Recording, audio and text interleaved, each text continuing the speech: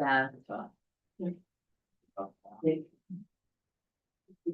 not the outlaw golf course for nothing. Pragmatic designing custom work. We had a Dr. Bone.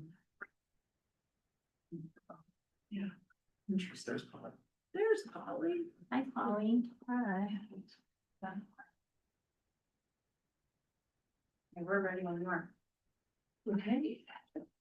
Okay, remember how this is supposed to be. We gotta talk loud so that we can hear. Okay, okay. I don't talk as loud as Tony, so. Okay, let's call to order the Hideout Utah Planning Commission regular meeting and public hearing of September 18th, 2025. Let's start with a roll call. Donna. Here. Rachel. Here. Joel. Here. That I forgot. Brad. Present. Brad. And Catherine. Yeah. Here. And Glynis is here. And Chase. Oh, I haven't seen And Chase. Chase. Is not on mine yet, if he's coming. Okay. I'll text him like this. Okay. So far, no Chase. Does anybody have any comments, regarding the August 28th Planning Commission minutes?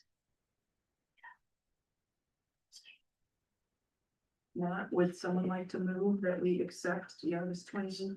I move that we approve the minutes of August 20th. I'll second. I was staying since it was a vote. Okay. Rachel? Yes. Joel? Yes. Brad? Yes. Catherine was in Here. And I say yes. Okay, agenda items. We need to administer the oath of office to our newly appointed alternate planning commissioner, Catherine Wolfering. All right, Catherine. You wanna stand up? You can come down here if you like. Okay, I'm just gonna swear you in. You just need to raise your right hand and repeat after me. I state your name. I, Catherine Wolfering, do solemnly swear that I will support, obey, and defend the Constitution of the United States and the Constitution of the State of Utah, and that I will discharge the duties of my office with fidelity. Good job. Thank you. And then if you'll just sign that for me, and I. Right.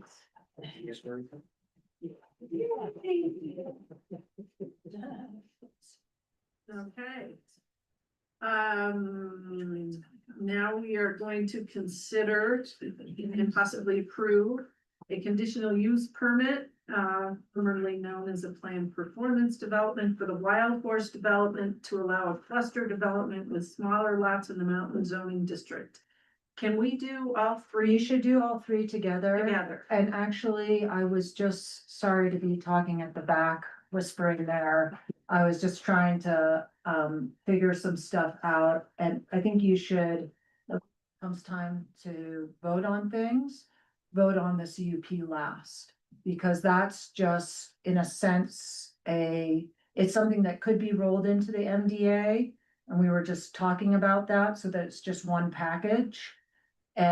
But if the applicant wants to continue with the CUP, that's up to them, but we should consider that last. So I would put it in a slightly different order. But yes, please open up all three matters at once, and you can hold one public hearing for all three. Okay, good. I guess my biggest question was, we didn't get anything new. Like, nothing's been updated. How can we vote on something that's not static? Well, because there wasn't really, the feedback we got last month was that you had gotten the MDA just the day before. And you didn't have time to look at it. Right. So it is the same as last time. And we also had 2 and 2 last time, and now you have full 5 members here. So, you know, it is a similar discussion, you know, the material is not new, they haven't changed their proposal at all. I think it was to give the, you know, what you had asked, what the planning commission had asked for was more time. Yeah, And also, so that you have 5 members, so that you have a full right, commission. okay.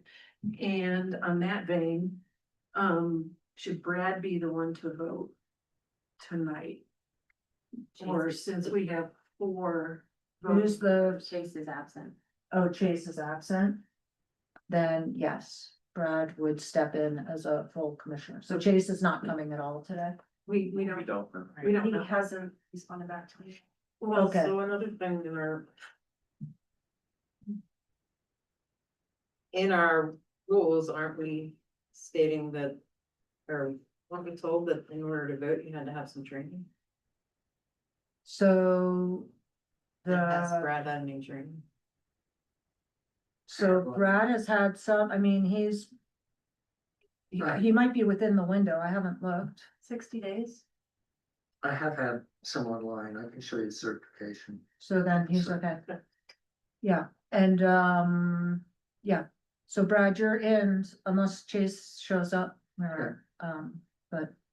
Yeah, you get to vote, so yeah. Okay. And has well, we're talking about this, we can talk at the end when we talk about the rules, maybe we can get an update on the training as well. Okay. Sounds good. So, we're gonna roll together 2, 3, and 4 of the agenda items, and we will be discussing the wild horse development. Does anybody have? This Thomas on there. Oh, yeah, Thomas, do you wanna? I see a smiling face. Oh, there he is. Where is he? Oh, there. Can you hear us, Thomas? There's a glare. I can you guys hear me? Yep. Yes. Do you wanna give us a summary or? Sure, why don't I give you guys a quick summary, and then if you guys have specific questions, why don't you ask me? I think that you guys, you noted early on that what you see is essentially what you saw at the last planning commission meeting. There have been no updates. I updated the staff report just in a couple of minor locations. I tweaked one of the exhibits. It still needs to be updated a little bit. That was the final rezone exhibit at the end of that. The only really thing I guess I would say is that at the last planning commission meeting, there was a discussion with regard to the 5 villa lots along the commercial road up to Mr. Wolf's house. There were some discussions with regard to the challenges of lot 8 being a lot that could contain potentially a small unit, as well as the stormwater basin area, as well as access to the stormwater basin for maintenance and clean out. There were some concerns about whether that lot should be included moving forward. There was a little bit of back and forth, and you guys ultimately decided to continue the project to this month. I think that may be an issue worth discussing. Just by way of background, if you remember, the approved concept plan for this development did include, I think it was 3 to 5 villas along that road, but it kind of had a single access point off the main road going up to Mr. Wolf's house. So I think that may be a discussion point that you all want to discuss. That's kind of where I think you left it at the last meeting. There has been no updated material submitted. And so if you guys have any questions, I can walk you through it. The MDA that you see is the MDA that was redlined by the applicants and by the staff. That is the MDA that we're presenting for discussion tonight. If you have specific questions with regard to that, I can address those. Otherwise, I'm happy to answer any questions. I know you guys are probably pretty familiar with this project, given the prior planning commission meeting, so maybe I'll leave it there.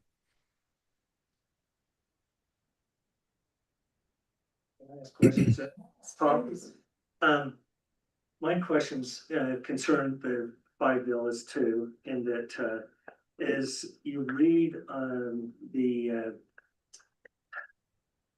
the easement that, Bill Wolf has on that property. It says that at the bottom of it, it says that, the buildings cannot be higher than 20 feet. Starting from the low side of the lot. Is that the way you read that? That is correct. And so there is that 20-foot high easement that would apply to any of the development on that lot, that side of that road, yes. But if you look at the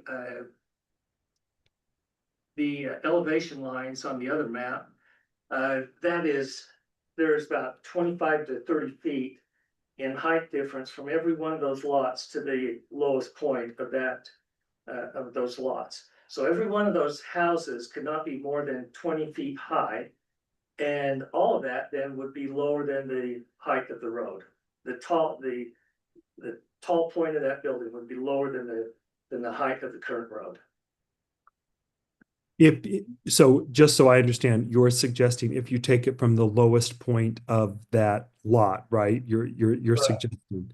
So I might turn it over to the applicant or the applicant's attorney if they want to discuss how they read that particular easement. Do they read that as from 20 feet from the grade for each lot? Or do they read that as 20 feet above the lowest grade for that entire area that's on the west side of the driveway up to Mr. Wolf's property? Because in the easement, in that last paragraph, it says in italics, the lower portion of the restricted property. And if Yeah. you look at it, like I say, at the elevation map, it mostly hovers around 6550, and the road is above the 6575. So there's 25, 30 feet. So if you're gonna put a house there, I imagine you're gonna have to put like another 20-foot wall from the house to the road. Or build it underground. Yeah, build it underground, yeah. Jerry, I might turn that over to you and or Nate if you want to discuss that. It does say, I don't know. Alicia, are you driving this or Kathleen? I'm not sure. It's me tonight. Chair, do you want me to step to the If you- podium? Thank you. You can, Nate, I appreciate that. While you're walking up there to do that, ladies and gentlemen, Jerry Krylan, with Development Advisors representing the property owners and as a development consultant. We've all met before. We intend to abide by the easement is really the short answer to this in terms of building villas and cabins on those sites as indicated on the plan that are not taller than 20 feet. And so in compliance with the spirit and intent of that easement with Mr. Wolf. He's aware of that. And maybe Alicia or Kathleen, I'm not sure who's controlling. This is page 30, PDF page 36 of the packet. If you wanted to go there, just FYI. Okay.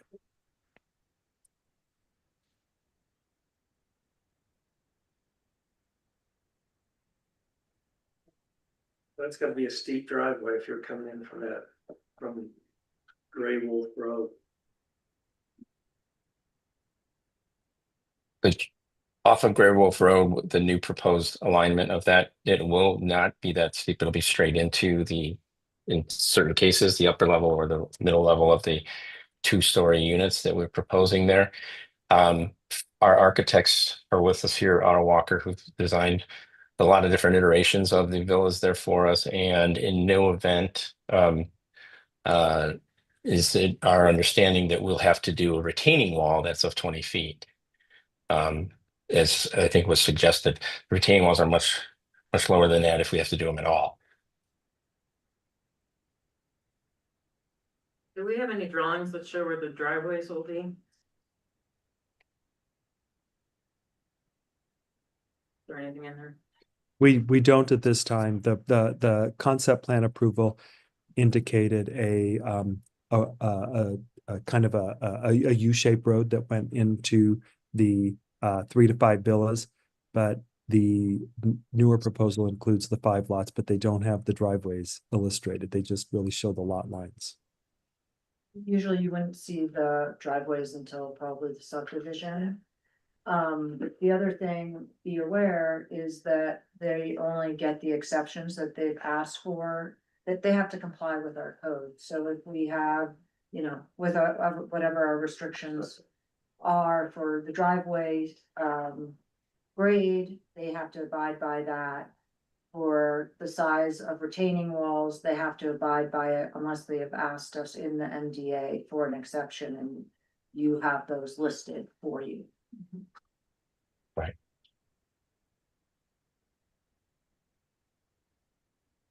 Anybody else? Well, and I guess the retaining walls looks like you're asking for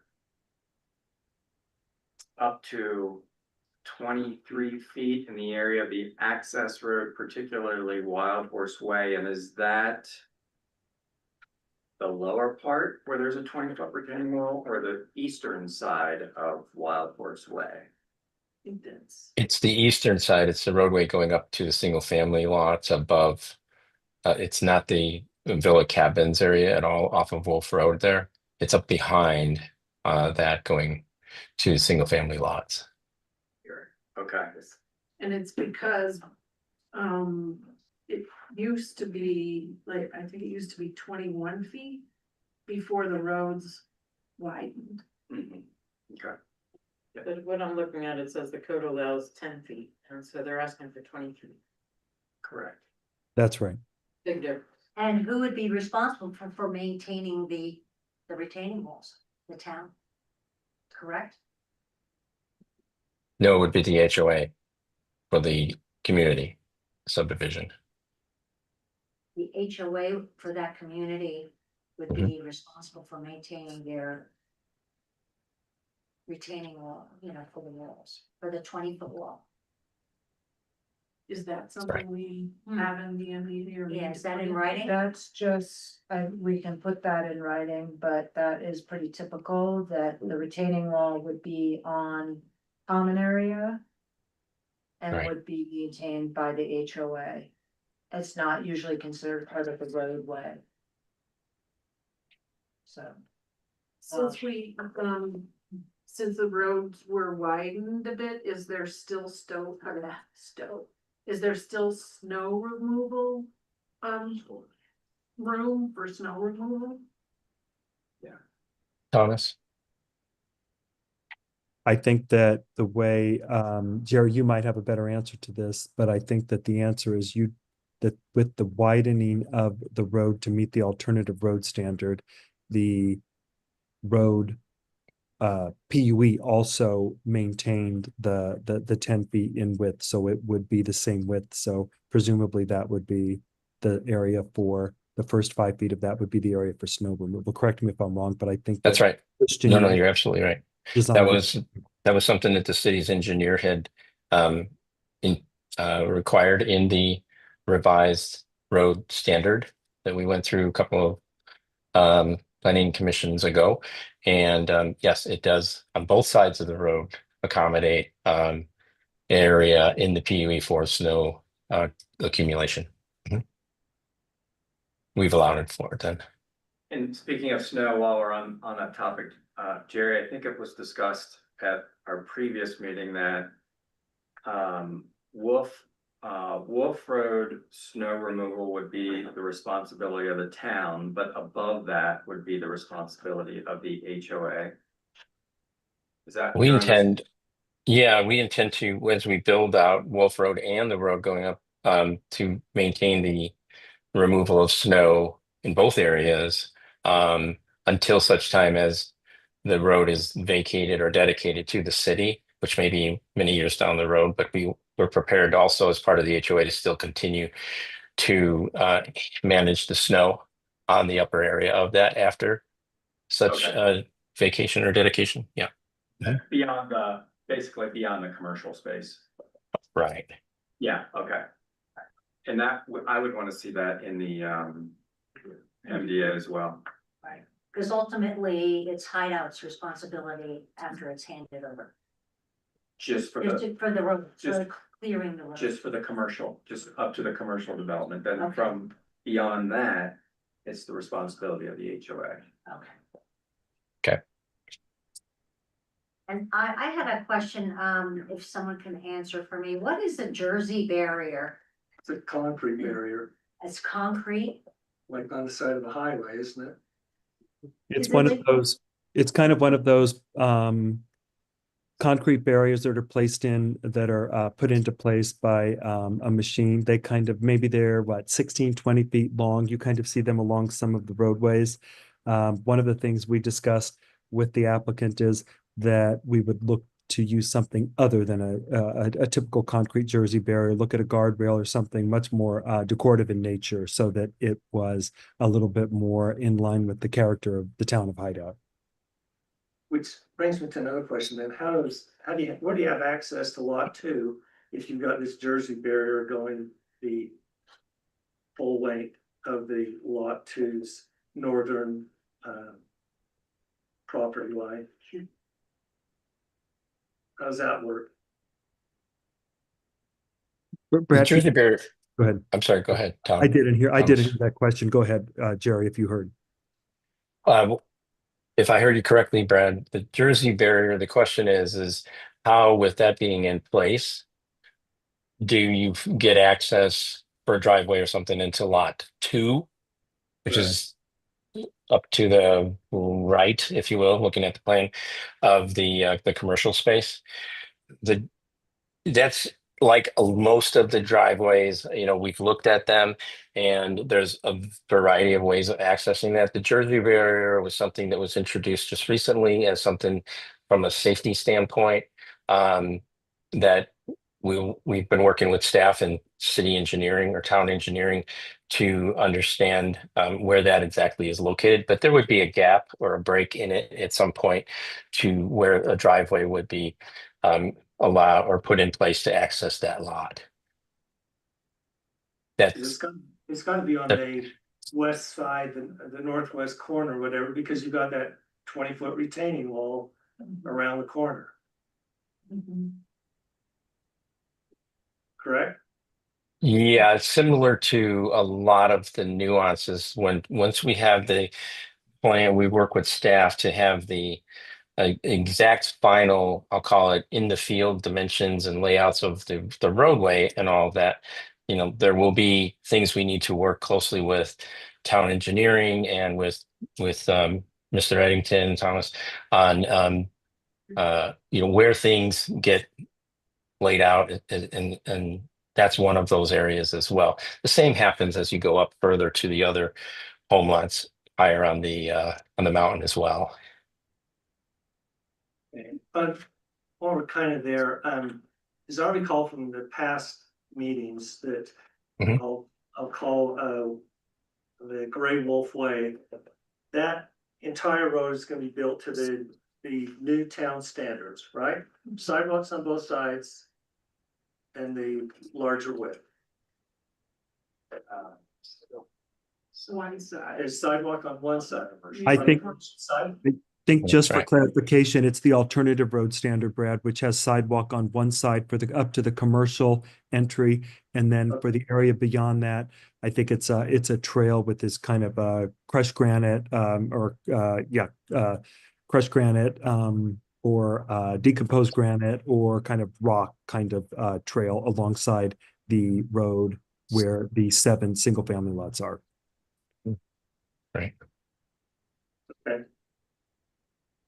I just want to make sure, first off, that, there is a sidewalk on that commercial side that goes up, and then where does the okay, I guess if I'm living in lot 4 and I decide to walk down to the restaurant, where am I walking?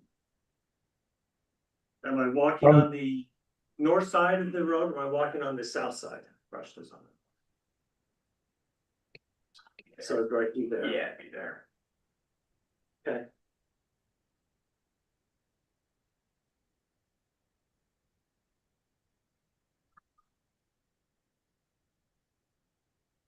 One thing I also just wanna point out, just was thinking about when I heard 23 feet for the retaining wall, and I'm looking at this easement or this, covenant on this, that we don't enforce it.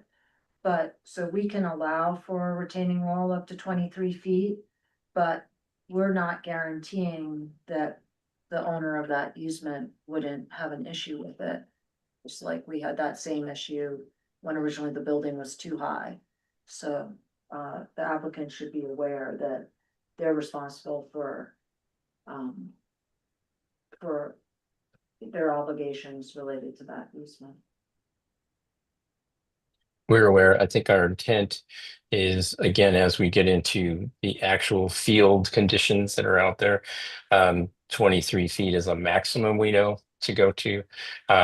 If we can do this from an excavation and a site condition layout to where it's less than that, that's certainly our goal. We are aware of the sensitivity that the town has for walls that are larger than what's in the current conditions of the code. We appreciate the opportunity to go beyond that so as to make this project successful and all that. And one of the things that I would point out to that effect is that the wall that's behind the commercial piece, we purposely put it behind the building so as to mask it from visibility from across the reservoir or 248 or whatever. We're sensitive to to the aesthetic of it. So if we can stay under that, we will. This is a question for Thomas. Instead of a 20-foot wall, is a 10-foot wall and a 4-foot shelf and a 10-foot wall still considered a 20-foot wall? If you had a 10-foot wall, a 4-foot shelf, and a 10-foot wall, is that what you asked? Correct. Yeah, that would be considered a 20-foot wall, yes. Okay. It's total vertical measurement. Back to the roads, weren't the alternate road standards supposed to not apply to commercial areas? I thought it was just a residential. Yeah, I thought it was just the Wolfway had to be Wider. wider. The alternative standards can apply to commercial areas. They had a limit on the number of units in terms of residential units, but they could apply to a commercial area as well. When they applied to a commercial area, there had to be a sidewalk. When it was applicable to a residential area, they could have the trail, the crushed granite, the decomposed granite kind of paved surface for that walkway area. That was essentially the difference, but the width of the cartway, the actual pavement for the road, remained the same.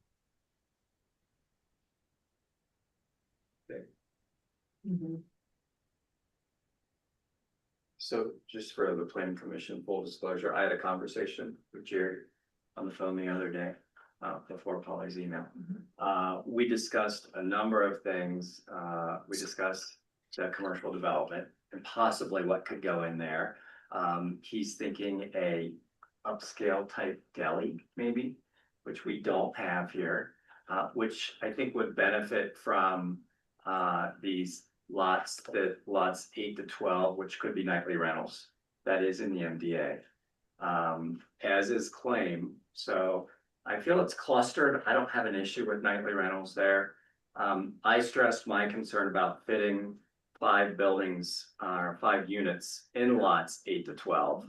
And certainly, Jerry said he understood, he has to follow all of our guidelines with that. And it may be they perhaps put 2 units on lot 12, not saying they're going to, but he understands there will be, and I guess to Polly's point, where they can't say where the driveways are yet, because they have to lay everything out, make sure everything does fit. So as Gordon so nicely put, this one building barely fitting in lot 8, we will see if that fits. So, certainly I would say up to 5 lots, max.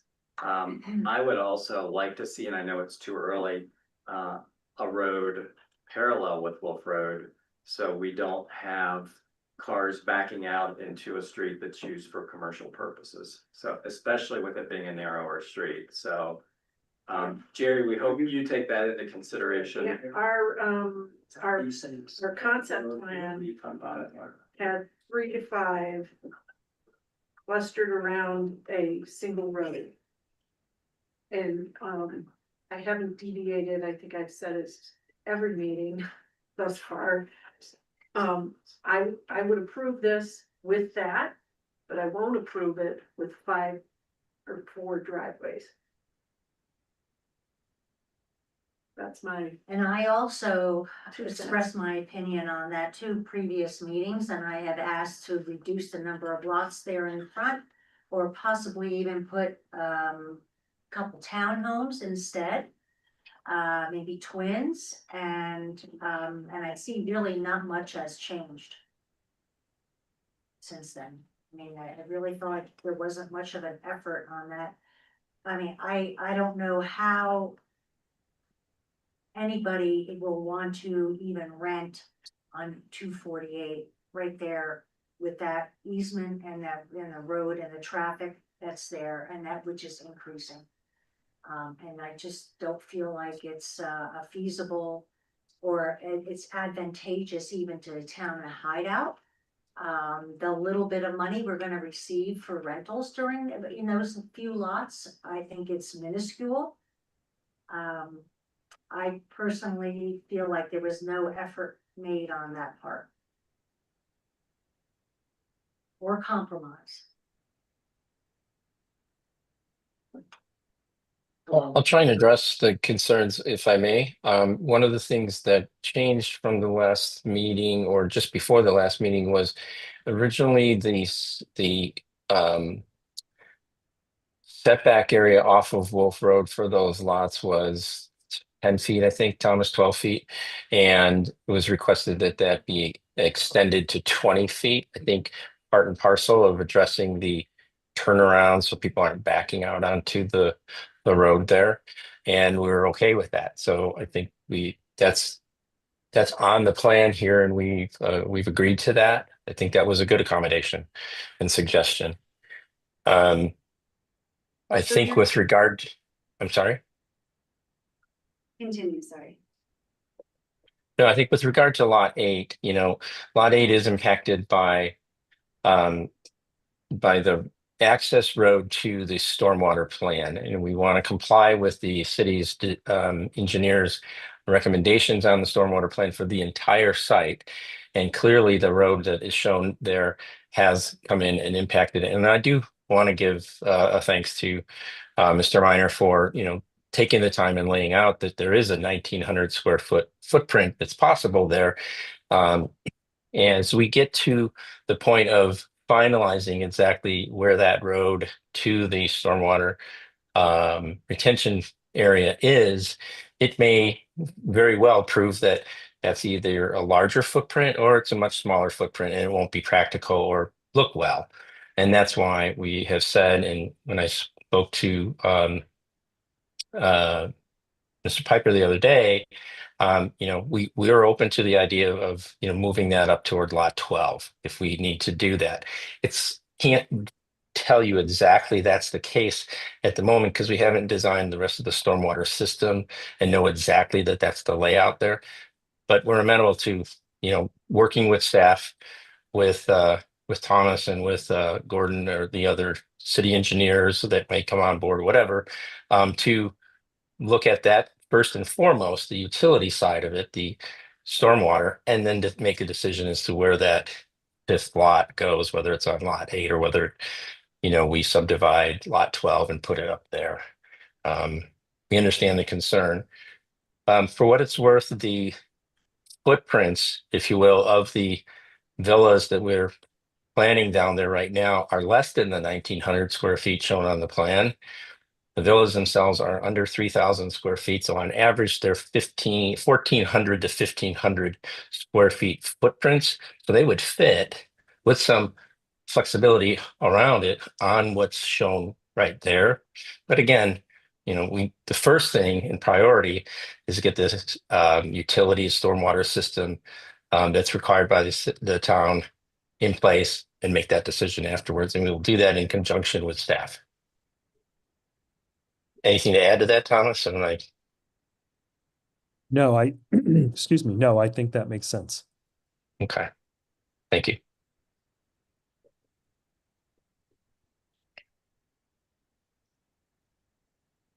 So maybe I should just clarify for the planning chairperson. I think that you had asked about or you had noted that you wanted a single road. That was as was proposed in the concept plan. I think what Jerry outlined is to accommodate this particular layout, the setback was increased. I think it was from 15 to 20 feet. So if this plan were approved, there would be enough parking space for a car to turn 90 degrees off of the entry road, I should say, into one of those units. However, if you were to approve this project with a single road and kind of the 3 to 5 villas concept that was approved as part of the concept plan, that setback perhaps could be reduced. We'd have to look at that.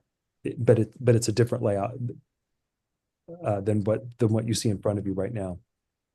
For clarity purposes, we're not asking for it to be reduced, Thomas. We're okay with the Okay. lengthening of it to 20 Okay, feet. That's fine. I'm just saying if the planning commission Yeah. said we want the single road, you might be able to find some savings in terms of setbacks if you had a single road off of the main driveway that connected like as a driveway to those villas. That's all I'm saying. But yeah, I get it.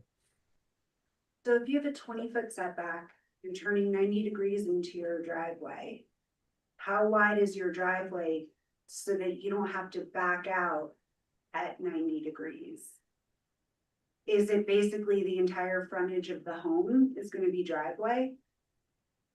Cause it has to be big enough that a nightly rental car, so an SUV, can go down on what's gonna be a steep driveway and turn around so that they can safely pull back out onto the road. Or is your intent to go ahead and back out onto the road? And if these are gonna be nightly rentals, they're gonna be people that are not familiar with the roads, so they're gonna be doing it in the snow, in the dark. Yeah. And a road that they're not comfortable with. And commercial space so people walking. Which is why it should be one road with 3 to 5 cluster. Jerry, would you be open to readdressing that? A road there, if we change the setback, readdressing a road to the side of Gray Wolf Road to service those 5 lots? Or Jerry, could it run along the parallel to 248 below the villas? Below 248 or No, along no, 248? Above 248. Right next to Above. UDOT's fence. You don't have the room. I don't think you have a room. You don't have the room. Well, on 248, there is a setback requirement from the right of way that's determined by UDOT, and that's showing here. So, right, I don't think we have the room there. We've worked really well to get to this layout here with town staff, with Thomas, and I think, what we would request of the commission is let us continue to do that because it's working well, and we're willing to take more, 20 feet, not the 15 feet we had originally, if need be. I think we can figure it out. Thomas, would you agree? So right now, I think you're talking about the 5 lots that are shown on the screen, right? Is that what you're talking about? Yeah, that's what the question's about, I think, right? So I think this is really an issue for the planning commission. If there is some concern with regard to safety and 5 driveways, ingressing, egressing onto that lot, then it would have to be reconfigured for with a single driveway that accesses, the 3, 4, 5 villas. I think is what the planning commission is asking. Is that correct? Correct. Yes, that's what we. So that's maybe what up to the same density, but with a slightly different configuration than what you see here I think that's what you're asking for.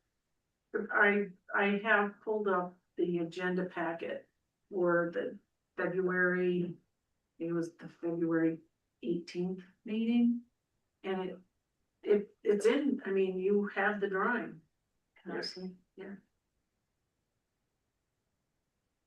Yeah. Where it's more of a cul-de-sac Yeah, with the 5 buildings around it. and that way you're coming out onto the road.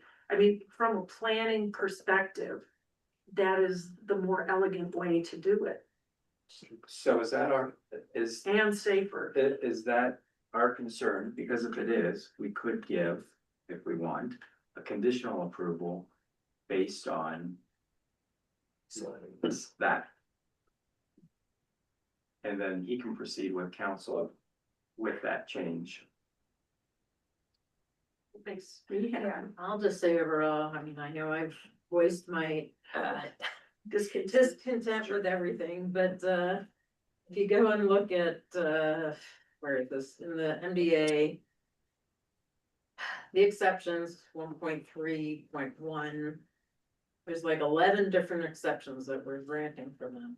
And I don't see why we have town codes established if we're gonna just grant exceptions for everything just to satisfy what the builder wants to build. And what's the town getting for this exception? The town is getting commercial development.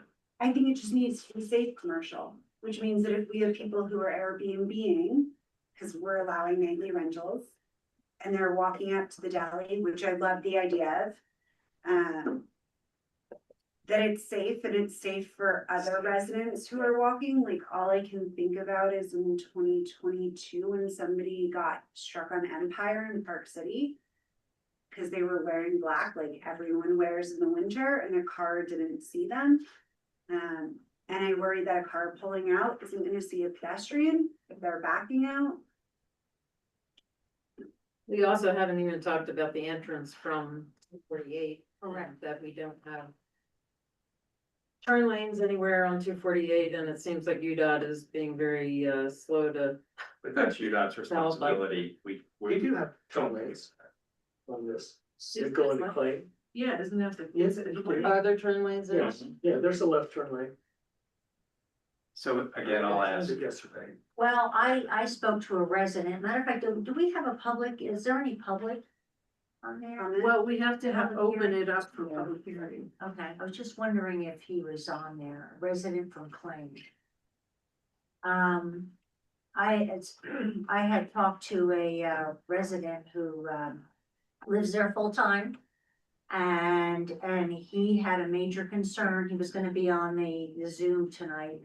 And he was gonna voice his opinion in that it was a major concern with increasing the traffic with the commercial and then these other lots. With the turning, he goes, it is difficult. He can't imagine that with that increased density, Utah needs to do something.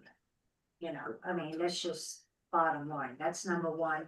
And number two, he was all for, he said, the restaurant and, a nice restaurant or whatever. He was all for the brew pub before.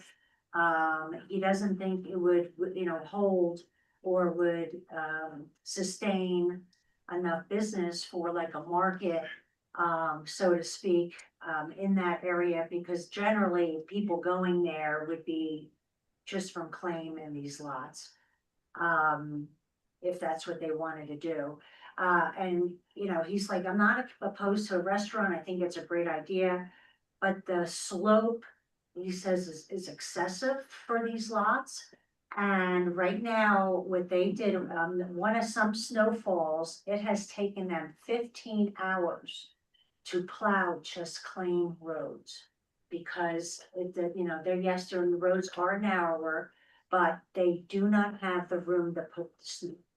and is that HOA maintained? Yes, but he said, oh, you just wait till let's give it over to Hideout. It's gonna be a pretty penny. Is it being turned over? to Oh, Hideout? yeah, it will be turned eventually Okay. to Hideout. This won't, so this will be Okay. privately maintained. All right. In terms of his question So I about, thought you said it was gonna be turned over. I thought it's- commercial part, this first. Right. In terms of what he thinks can work there. So, number one, I'd like to hear his expertise and why he thinks that, what can and cannot work there from a commercial standpoint. Because they're overnight rentals. And so they're gonna get a lot of rentals, and he thinks that people who do rent will wanna, are looking for a restaurant someplace they can walk to. Sure. And again, that's not our choice. That is the applicant's choice to put in what he thinks will work. Yeah. I hope it does work, Mhm. for all of our benefits. I'll want to. I hope it works. He's taking the risk, so it will be revenue for the town. And it will be more revenue than the nightly rentals. Correct. Totally agree, but the nightly rentals will help feed, hopefully, to that, That or little market. establish that, whatever is developed, yeah. If it's a deli with a market and it has some form of delivery, it might be a great option for all Hideout Absolutely. residents. Right, who just need to grab milk or eggs, don't wanna go all the way into Camus. Yeah. Or who just wanna order a quick meal. So that's Mhm. how I look at the trade-off. Yeah. Is. Yes, we're gonna have a 23-foot wall behind it. Max, hopefully being hidden by this commercial development, but the town will receive. Some revenue out of it. He will have some 3,000 square foot villas, nightly rentals, like claim, so I don't disagree with that. If it's rented, If it's rented, again. Somebody will buy it and it's their choice if they wanna purchase a home perched up, because it's much higher than I thought it was. what the If- homes in the front, I'm if- talking about the those The villas villas, on the if- 248. They're above 248, if Yeah. you really look, because there are two roads on the right side. Where claim is, and it's beyond the second road, so it's up much higher than I originally thought it was. Yeah. So it's. Not gonna look as dense as I thought it would. I thought lot 8 was almost right on the corner, 248 on the corner. It's not, it's up higher. Yeah. If I may interject, ladies and gentlemen, I agree, those are how much higher than, and you have to kind of go out there and look at that. With regard to the commercial uses and all that, our vision has always been, a casual dining as well as like a bodega grocer, so that it is something that's accessible and usable and desired by residents of the town. That's what we want to do. We're also going to live above it, so it works for us as well, selfishly. As far as the access and all of that, I think we've had, and Thomas, you can echo this for me, if you would. We have had lots of discussion with town staff about safety, and it's our priority, because it's our neighborhood, that, whatever is the right logical thing to do from a safety standpoint, including we put the sidewalk in by the retail there, or even by the commercial, so that people from Claim could access that. Obviously, we'll have to keep that cleared of snow and things like that. But safety is a priority. We intend to, abide by that expectation in Town of Hideout's code. So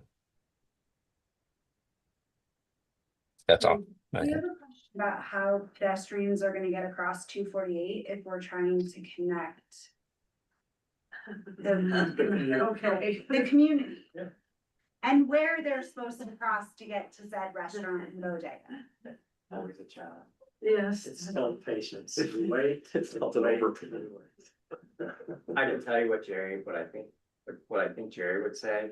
He's got, on this, and I know you haven't seen it, probably your first viewing of it, but and maybe if we could pull up the commercial development, just the commercial building, the structure. Do you know which page that is? No. I can't- I'll tell you 1 second, Alicia. Give me 1 second. It is page. I saw it here. I just saw it. It's The page picture- 48 of 61. Yeah. So if you look at page 48, the left side is the entrance. There is underground parking and there's above ground parking. I'm not talking about parking, I'm talking about So- walking. Well, and I'm just talking about parking, so for parking, because people won't walk there. I will. I will. They just, most people do not walk on 248. If you do, you do. Then Well, you have that's to what- risk, you have to risk crossing. That's what I was asking. Yeah, that's the If I'm a challenge. Sure. resident in Hideout on this side of 248, and I wanna go to the bodega, do I have to get in my car, or Yeah. can my dog and I walk across? Is there a plan for that? Well, potentially we might have some wildlife corridor things that we can walk on. And about 15. All of Yeah, potentially. Potentially. Hold the booth so we. I'm fine, they work allowed. Got it. Right. So I guess my point was there's ample parking to drive, but to walk, the only people that would safely walk would be claim for this development. Otherwise you have to cross two or Soaring Hawk. Yeah, just like, yeah, it's Soaring Hawk, but they had to walk along 248. Yeah. Until we get a spine trail put in. Yeah, I'm also that. Okay, that answers my question. Can we open the public Well, hearing? wait, I got one more question. Okay. That I kind of alluded to, Jerry. Okay. The town has three major, well, kind of goals. One of them is to protect the view shed. Okay, as one of the three. How is this protecting the view shed if we lose the views? So my question to Jerry was, can't you put a trail that runs up to the north side, on the north side of your property, up to the north? And where you could have a view, or you could stick a bench or something like that, but have some trail that goes up where somebody can go ahead and walk up there and see the view. Yeah. So Like yeah, above like, 6 and like 7. you might take it off here at the curve and go up, just wind up that hillside. Cause you have 0 trails in this plan right now. I could add one thing before, if Jerry wants to speak. It's worth noting that they do have the trails along the roads, but to your point, Brad, that doesn't get you that high. It just takes you up to the top road. Beyond that, that is open space preservation protected. But you should note that maybe your issue would be resolved. The backside of Claim, I think Claim has about, maybe it occupies about 16, I'm trying to remember, is it 16 of 40 acres or 16 of 52 acres? I can't remember the exact number, but all of that development was clustered. When Claim is built out, they can't do the final trail construction yet, but there is a proposal for trails going up to the backside of Claim that could be accessible in this area that get to a pretty high elevation point behind Claim for potential view sheds, maybe a picnic area, gazebo is what's tentatively been proposed. None of that has been built yet because we can't do that until the final house is built from a safety perspective. Maybe that gets you where where you were thinking, but you're right. There are no additional trails on this property. All of that open space in that steep slope, as proposed right now, is protected. Thomas, if I may ask you a quick question. Isn't one of the purposes of the cluster development in part to protect the view shed by maximizing open space? So that is correct. It's to bring the development down and create, so we reduce the lot sizes. Remember, the minimum lot size in the mountain zone, which this is 1 unit per acre. And so it creates a lot of private, dare I say, air quote, open space, private property. The way this is being proposed is that the lots have been reduced to preserve open space and untouched, undisturbed vegetation above, specifically in the high slope, the steep sloped area. So the idea is to bring the development down, not allow it to be developed on the highest elevation, to preserve that area as undisturbed and to preserve view sheds to those areas. So yes is the answer. Yeah. If nobody can access that. That's all private. That would all be private HOA common space, not accessible, not disturbed. It's native vegetation. As proposed. But it could be. We have open space that in Soaring Hawk that has trails.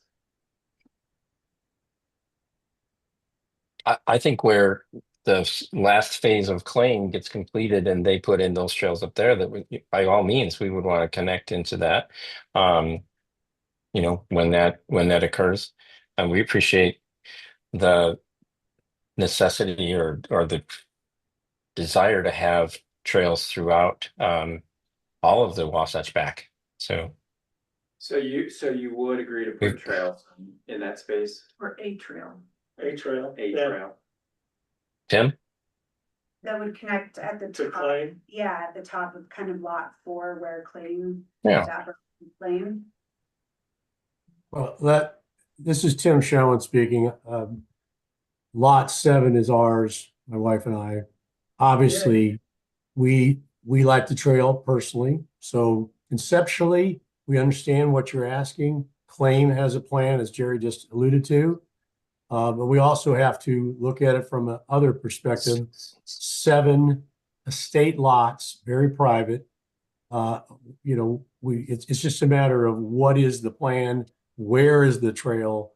We certainly aren't going to be selling these lots and building homes that are going to be, by the way, we think the top of the hideout echelon in terms of size of home, luxury, and so that's our target. So we've got to be at least conscious of that, but we certainly still want to be a good community neighbor, and obviously doing the commercial is the number one attribute. We'll get more people there, creating a community environment than anything else on that 248 road, period. So there's a lot going on here. We appreciate all your comments, and we certainly want to accommodate everything we can, and to the betterment of not only Wild Horse, but obviously all of Hideout. So is that? may I add? Well, may I add? Definite maybe. Well, and may I add something to that? If the question is about trails, that's understood. If it's about, and I think Joel, you started out talking about the view plane and preservation of the view plane.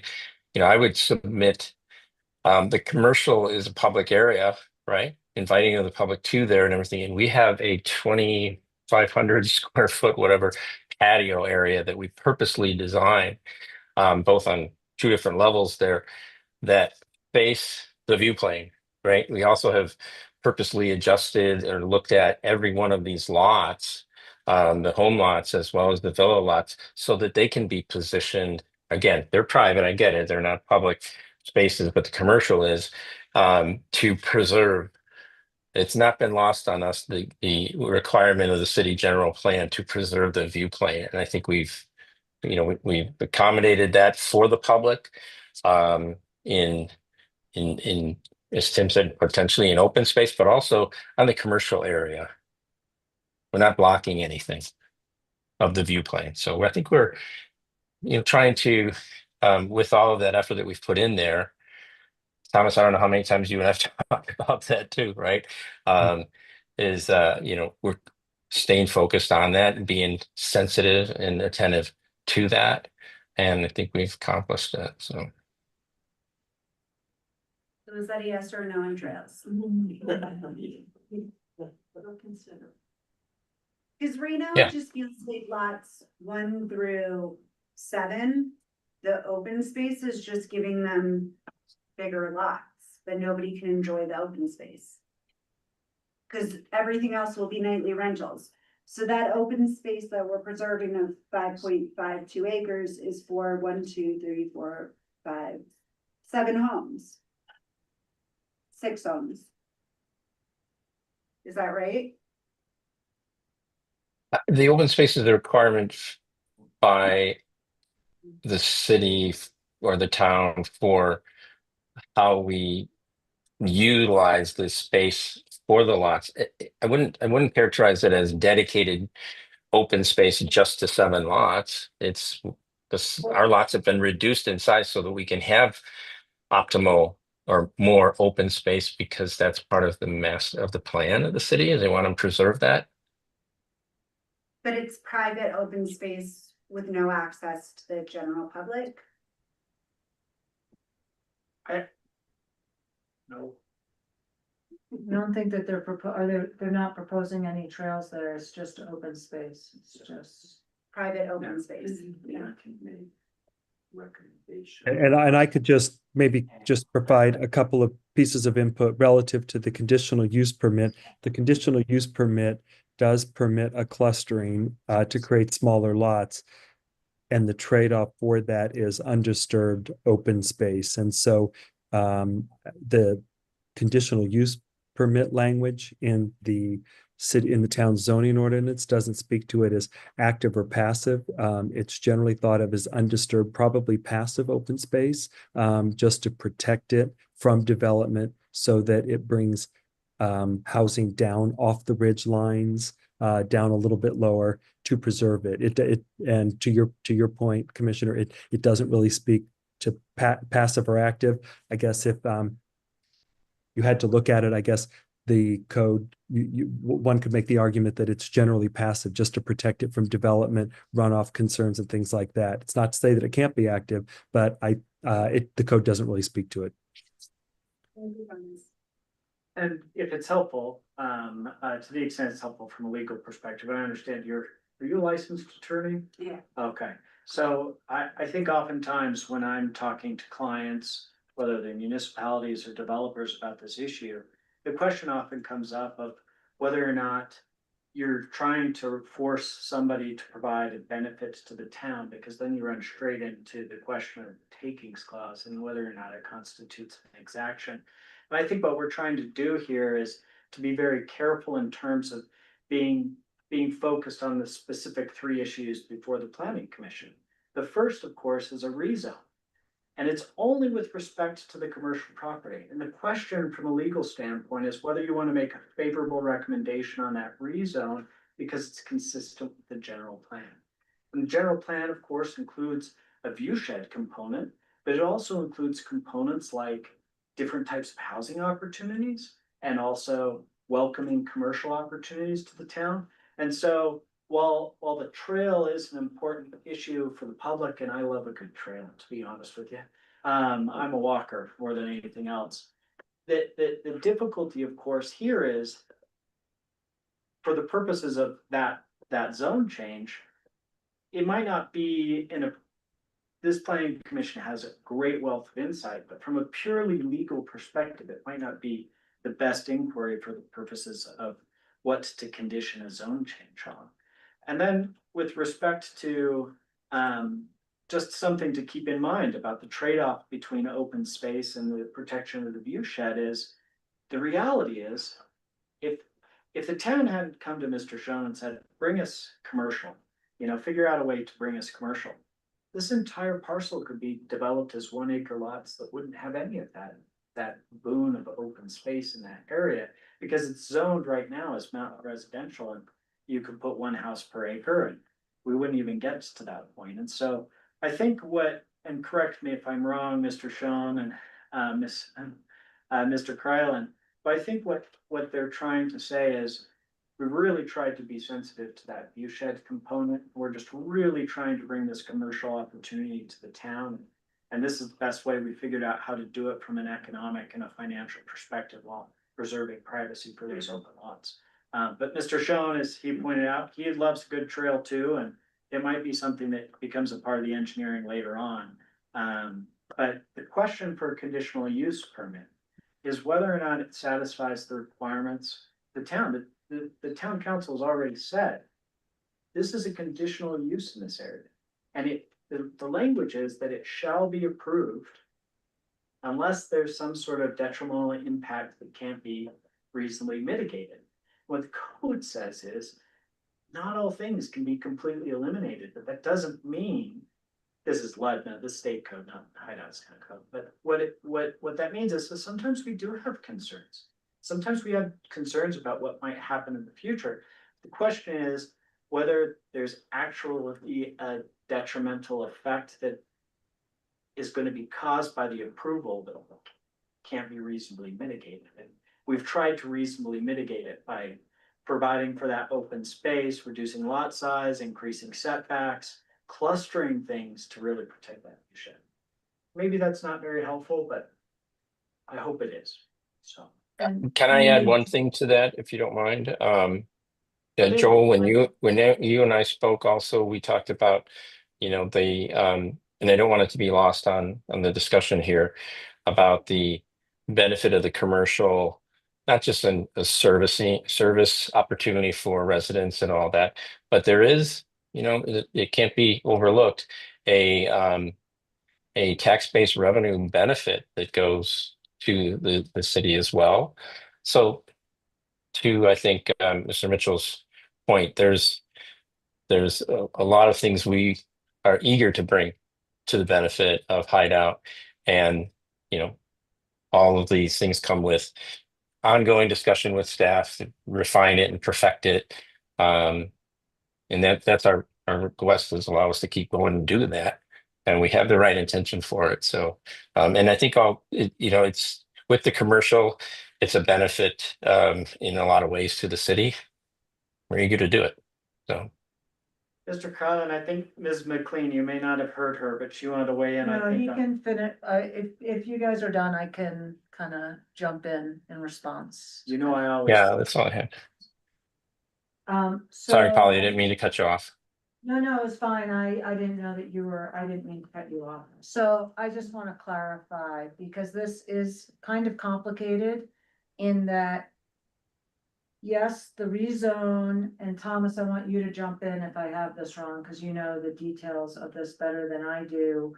But yes, the rezone for the NMU is for the commercial, which is something that I think the town wants. But what they're asking for is greater than that, because they're asking for this isn't, initially, when we first looked at this, what walked in the door wasn't just just a request for a rezone for the commercial. It is a master development agreement that includes the whole area, and they're asking for exceptions from the residential. If they were just asking for something related to the commercial, I would agree. Yeah, we could, then it's just a rezone and it has to be very tailored to that rezoned area. But because this application is for the entire development and includes exceptions related to the other parts, I think that you can ask for things in exchange, because it turns it into a legislative decision. And something that, and I'll be less formal here just because this is Parks, this Hideout. So Nate and I were talking when we first came in, and we were talking about conditions related to the CUP. And it occurred to me just 2 days ago, and also in talking with Thomas, that really the CUP should be wrapped into the MDA, because they can't do they haven't presented us with a cluster development that's not intertwined with the rest of the MDA. So it is hard to separate out the two. Right. Now, that's not to say that you can't, there's definitely a benefit to the town. We've always been talking to them. We want commercial. And so that's something that you're getting with this rezone, and you're getting also they're getting nightly rentals that's not allowed otherwise. So that's something else that's tied into the development agreement, maybe not tied in exactly with the rezone, but because it's so intertwined, I don't think you can say that asking for a trail or asking for if there are things that the town thinks are related to this, that makes this development a better development, or lessen some of the impacts of the development, I think it is within your purview to ask for them. I certainly wasn't saying it wasn't. I think that the planning commission definitely has an important role to play. I was just trying to highlight that while everything is interconnected and interwoven, and I think what Mr. Schoen would probably say is that the reason he was pursuing the cluster developments is to make the commercial development economically or financially feasible, right? I just think that at the same time, we have Ludman and the standards that are being applied. And I just wanted to keep in mind that those are slightly different standards for a conditional use permit and a legislative decision.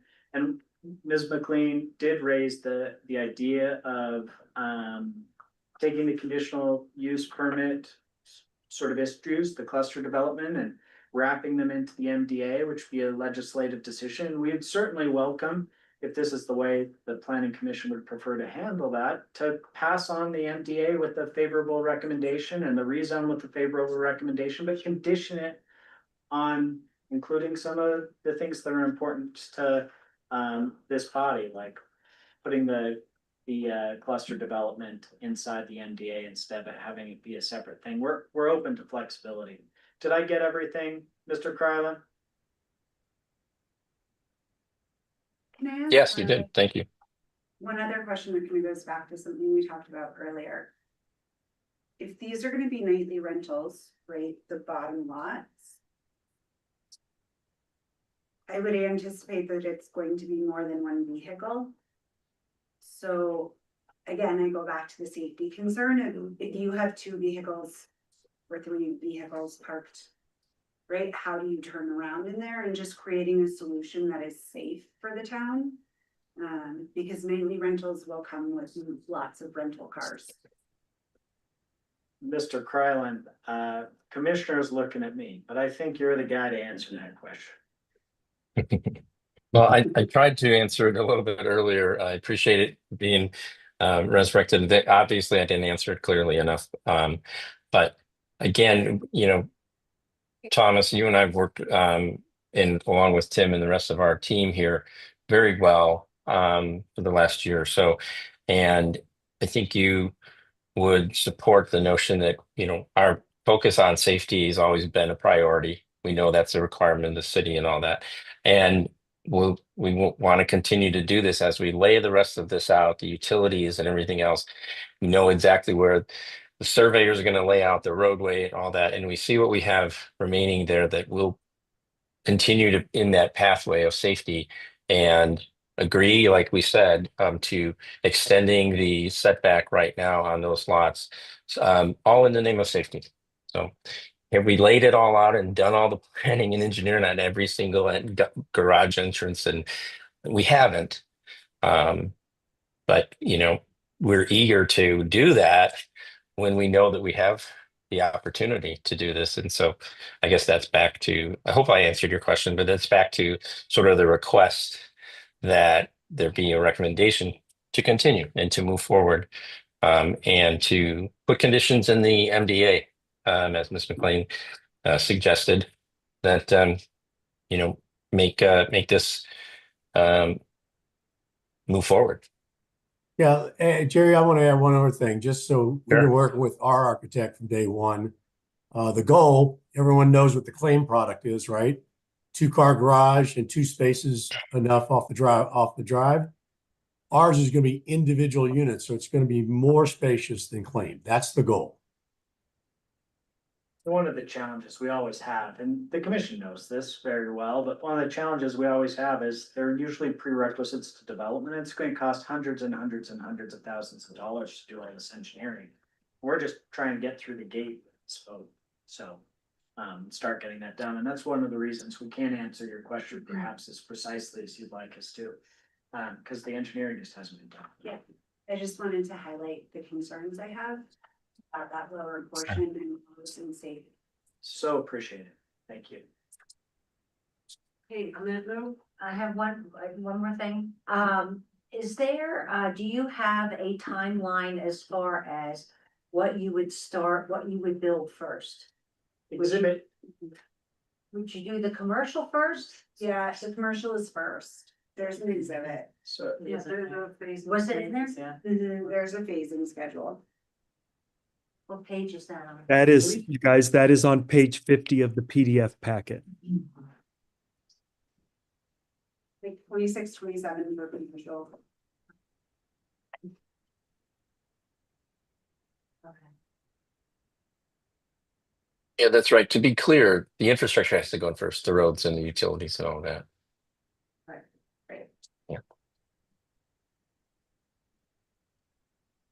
Since our public comment just arrived. Yeah.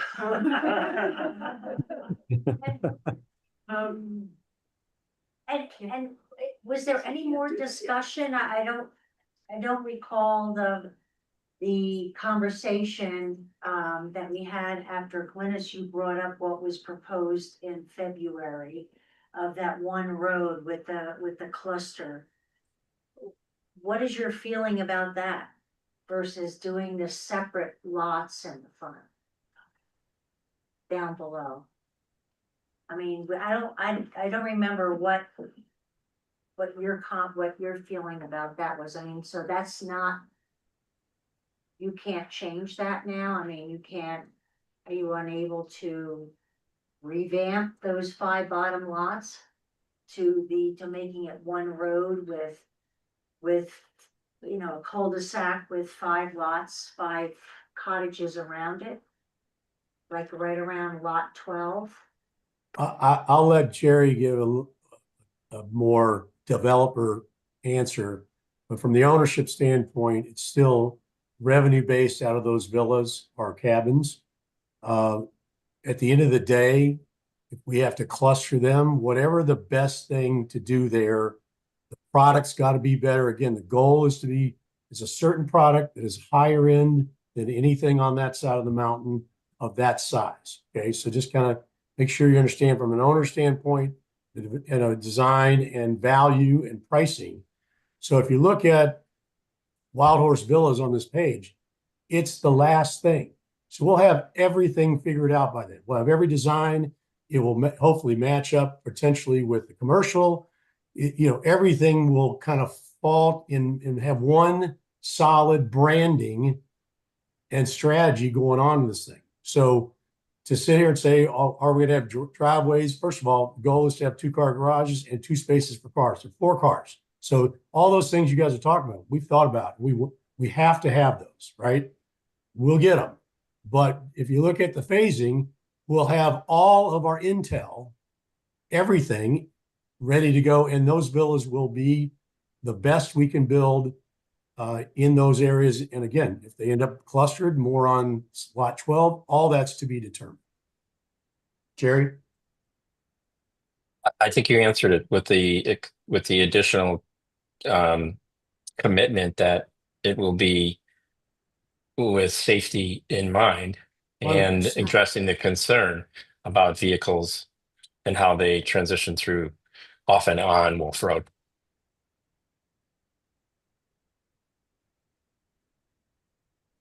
You're satisfied? Okay. Okay. Can we move to public comment? Yeah. Okay. Okay, we'll open public comment. Remember to give your name and, you have somebody behind you too. Your name and, I guess where your address in 3 minutes. What's that, Bill? Well, it's short. My name is William Wolf. I live on 500 East Highway 248. It's top of Great Wolf. And 2 comments. I really think this needs to go to council. Make a vote, and then anything else can get ironed out there because it's just been in planning for so long. And concerning the side road to the villas, there's just not enough space. And I know it's a concern because of the access to that, commercial there, but it's just, I don't really see so much traffic going all the way up to the river horse to where it's gonna impact people coming in and out of those driveways, or my driveway. So I just don't think that's probably for myself, but overall, I don't have negative comments. I know Tim's made a lot of adjustments to accommodate, which I appreciate. And I don't know, Brian, if you got negative stuff to say, or he probably does. Well, yeah, he's looking sometimes from a technical standpoint. From a neighborhood standpoint, I'm okay with it progressing to council. So that's my comment. That's my comments. Thank you. Thanks. Welcome to you. Never know what you're gonna say when you come in. Yeah, well, I said some negative stuff, so, and also congratulations to you, Glynis, on your position there. But, so that's my comments. Thank you. Mhm. Okay, Brian. All right. Hi, I'm Brian Cooper. I live on North Shoreline Court in Shoreline 1. As you all know, I'm an engineer, and as my slogan goes, I'm the engineer who cares. I really do care about this community. I resonate with Catherine's comments about safety. Safety is number one for me. When I look at any development plan, the first thing I look at is safety and the various aspects of that. One thing I can tell you is a 20-foot setback is giving up 5 feet over our code today.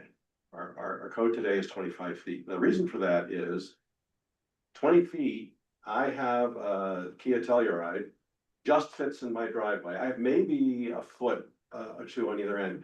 I've got a neighbor who has a crew cab pickup, because it's not even a giant F-150, right? He has to literally park 4 inches from his garage door in order to avoid the curb. So turning around in that space, no, not gonna happen, and not unless you make it really wide and, you know, put a curved in sideway thing. So that's my concern there for those 5 villas. What I didn't see on the plan is where the entrance to the commercial space is off of Gray Wolf Road. If it's down lower, then that would, and so most of the traffic that's going into the parking lot would then come in lower below the villas. That would be much safer, right? As Bill said, the rest of the community isn't gonna generate much traffic, right? So it's really that commercial traffic versus the villa traffic that I think is the safety issue. Probably can be resolved, especially if you move or eliminate lot 8 or redistribute the lots so that that little corner there is not there anymore. And you redistribute them between the remaining 4 lots and still put 5 homes in there. You got room to do that. That's my recommendation. If you're gonna go forward with this, that's my recommendation. Thanks, Brian. Is there anybody online that has any comments? No. Okay, with that, we Don't see close the- the public hearing. And, do we have any, what are we voting on first? You should do, so one thing that, as was just got touched on before, and I think we have the consent of the applicant to roll the CUP into the MDA, is that right? Or did I not understand that right? I wanna check with you. Yes, we're gonna try if they wanna pass that favorable. I'm seeing Mr. Cronin nod. I think we're Yes. gonna attempt to do that. Okay. Sure. Okay, so now we only have 2 things to vote on? Right, so what I would recommend is that with the MDA, that it be, that it be amended to include the aspects of the CUP so that they're just included in the MDA. And Thomas and I and Nate will work on that together to council, but that's not complicated. It just wraps everything into one package. I think it's a lot cleaner. And it also means that if something changes with their layout, whatever, they don't need to come back. It's all part of this one package. So I think that's good for both, for everyone. So, and I would say to do, Rezone first. you can go either way. Yeah, you can do the rezone first if you want, or if you wanna do, it's also tied together, you could do the MDA first. So,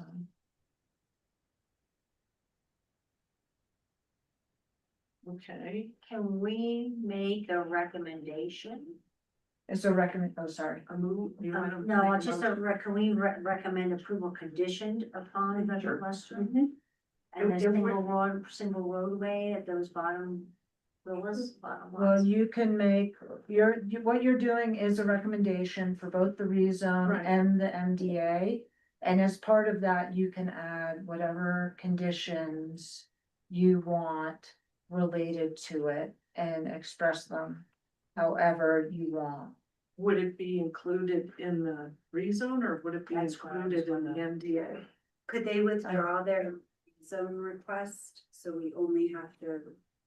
No, because the rezone has to happen, and what you'll see, if you looked, we do have a ordinance for the rezone that ties it, that the MDA has to be entered into within a certain amount of time, or else it'll revert back to the existing zoning. So I would say that, I mean, the conditions could be related. It's really, it's all the same. I don't think it matters if you make the condition. I think the MDA is kind of, to me, the bigger document. Right. So that's maybe Yeah, a little yeah. bit Okay. easier. So could I make a motion, please, that we amend the MDA to include the aspects of the CUP and make a favorable recommendation based on the following conditions being met? How does that sound for now? Does that That's a good? good, that's It's a good great. start. Okay, thank you.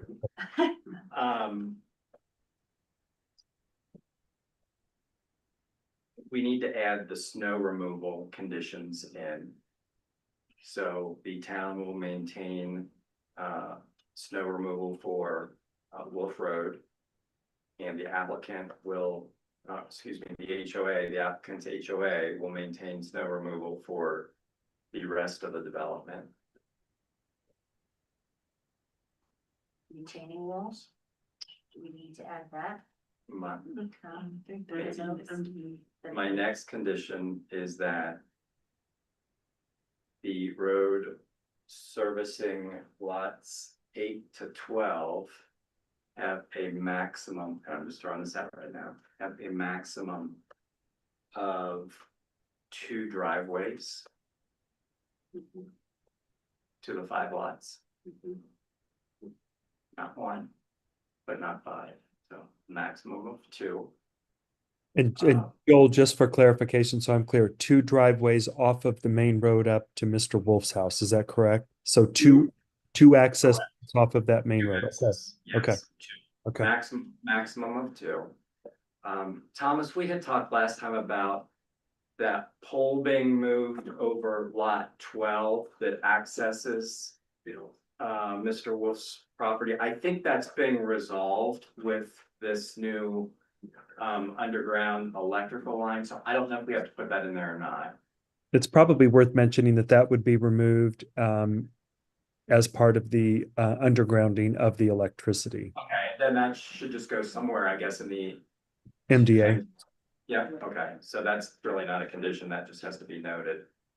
And my third condition would be that there is a trail, a single trail in the open space, connecting to the trail system in Claim.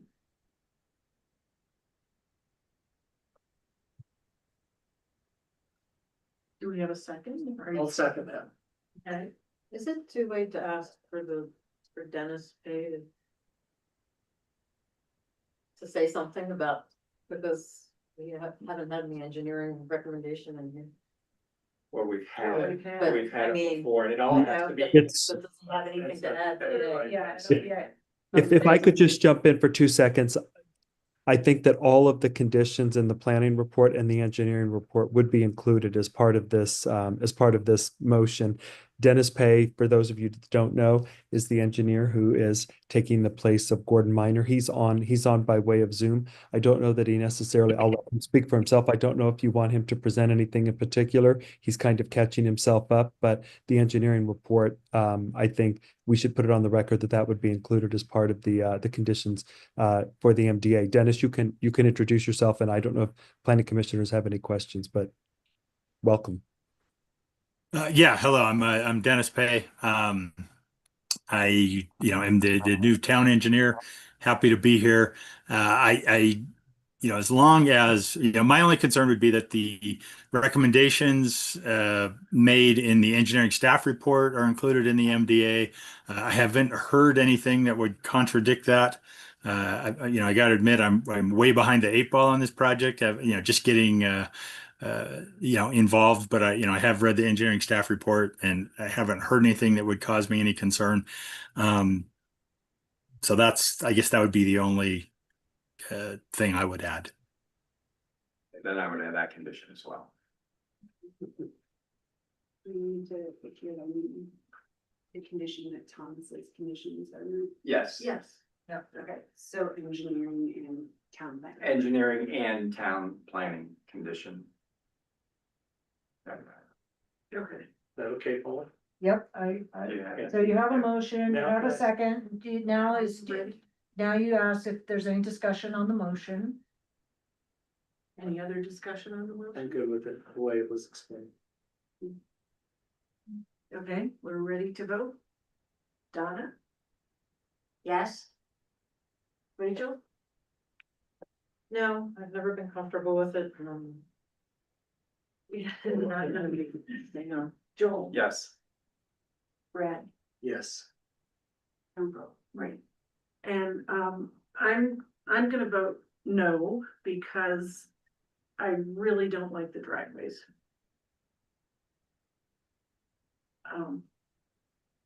And so now we are on to the MDA. That was the MDA. That was the, this will be for the rezone. That should pass. 3-2. It passed 3-2. And then you have an ordinance, that I don't know if you want to pull that. we made the end, what we just voted on had those conditions that Joe was Yeah, saying. yeah. Maximum of 2 entryways. Yes.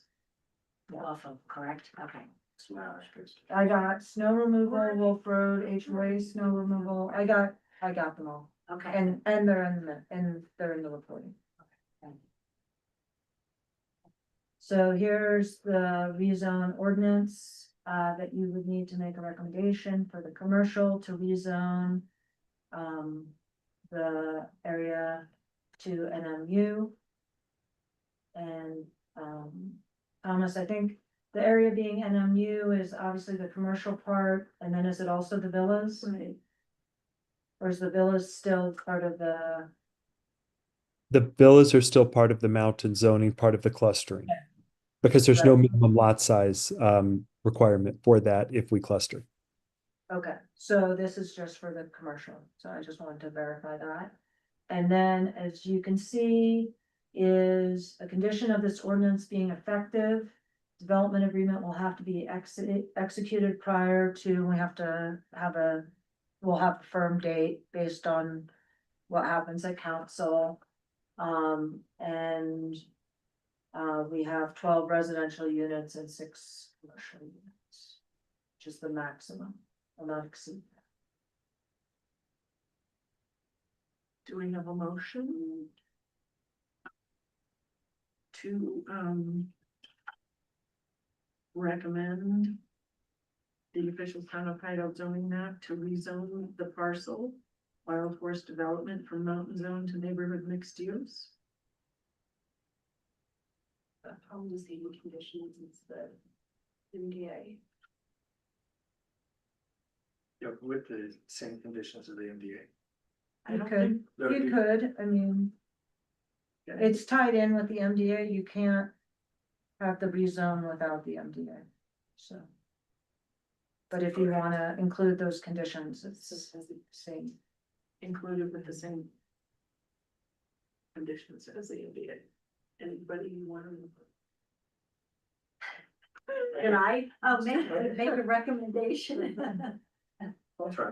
Okay, Okay, I propose that we go ahead and recommend that the town of Hideout rezone the parcels mentioned in paragraph 3. Is that Yeah, good? you can just say that you forward a positive recommendation for the rezone ordinance. what, That we go ahead for a positive recommendation for the rezoning from the mountain zone to the neighborhood mixed use on the northern side of SR 248. With the conditions as noted in the previous recommendation of the MDA and CP. I'll second it. Brad, Yes. Joel, Yes.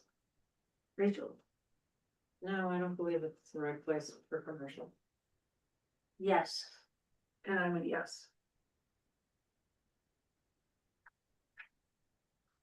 Okay, Thank you. This will then go to council on October 9th. Okay, Congratulations. yeah. Thank you. Best of luck. Congratulations. Thank you. Can I Thank say you, one everyone. last thing? I want to thank the planning commission. It's been a long but constructive process. Again, we're here to make this better. We're gonna spend every ounce of our strategy and wherewithal to make this work, and we're pleased that you feel the same way. Thank you. Thank you. Okay, good luck. Congratulations.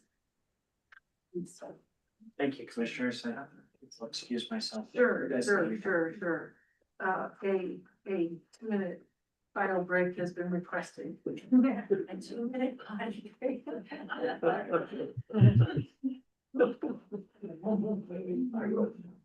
So just for those online, we're gonna mute for 2 minutes while we take a Right.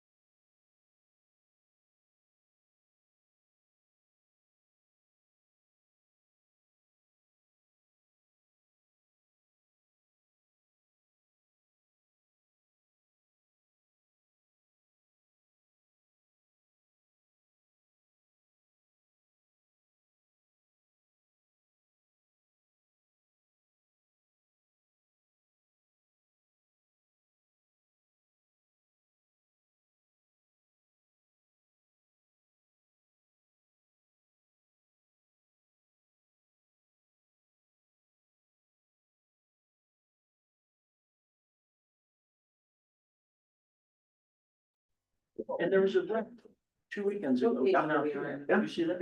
We are on page Yeah, no, 57. there's been a couple of. Also, you're gonna pull up the other one. Oh, really? But yeah, one was right below my house. Yeah. Okay, yeah, I heard it. Oh, Okay. And we. I heard about Oh, that. Yeah, another one was. A gavel? I did. oh, I actually, oh, Yeah, yeah. Well, I bought it for my. Yeah.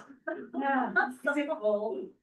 Yeah, just a- You know, Well, Brian, attention. it's over. Take it outside, guys.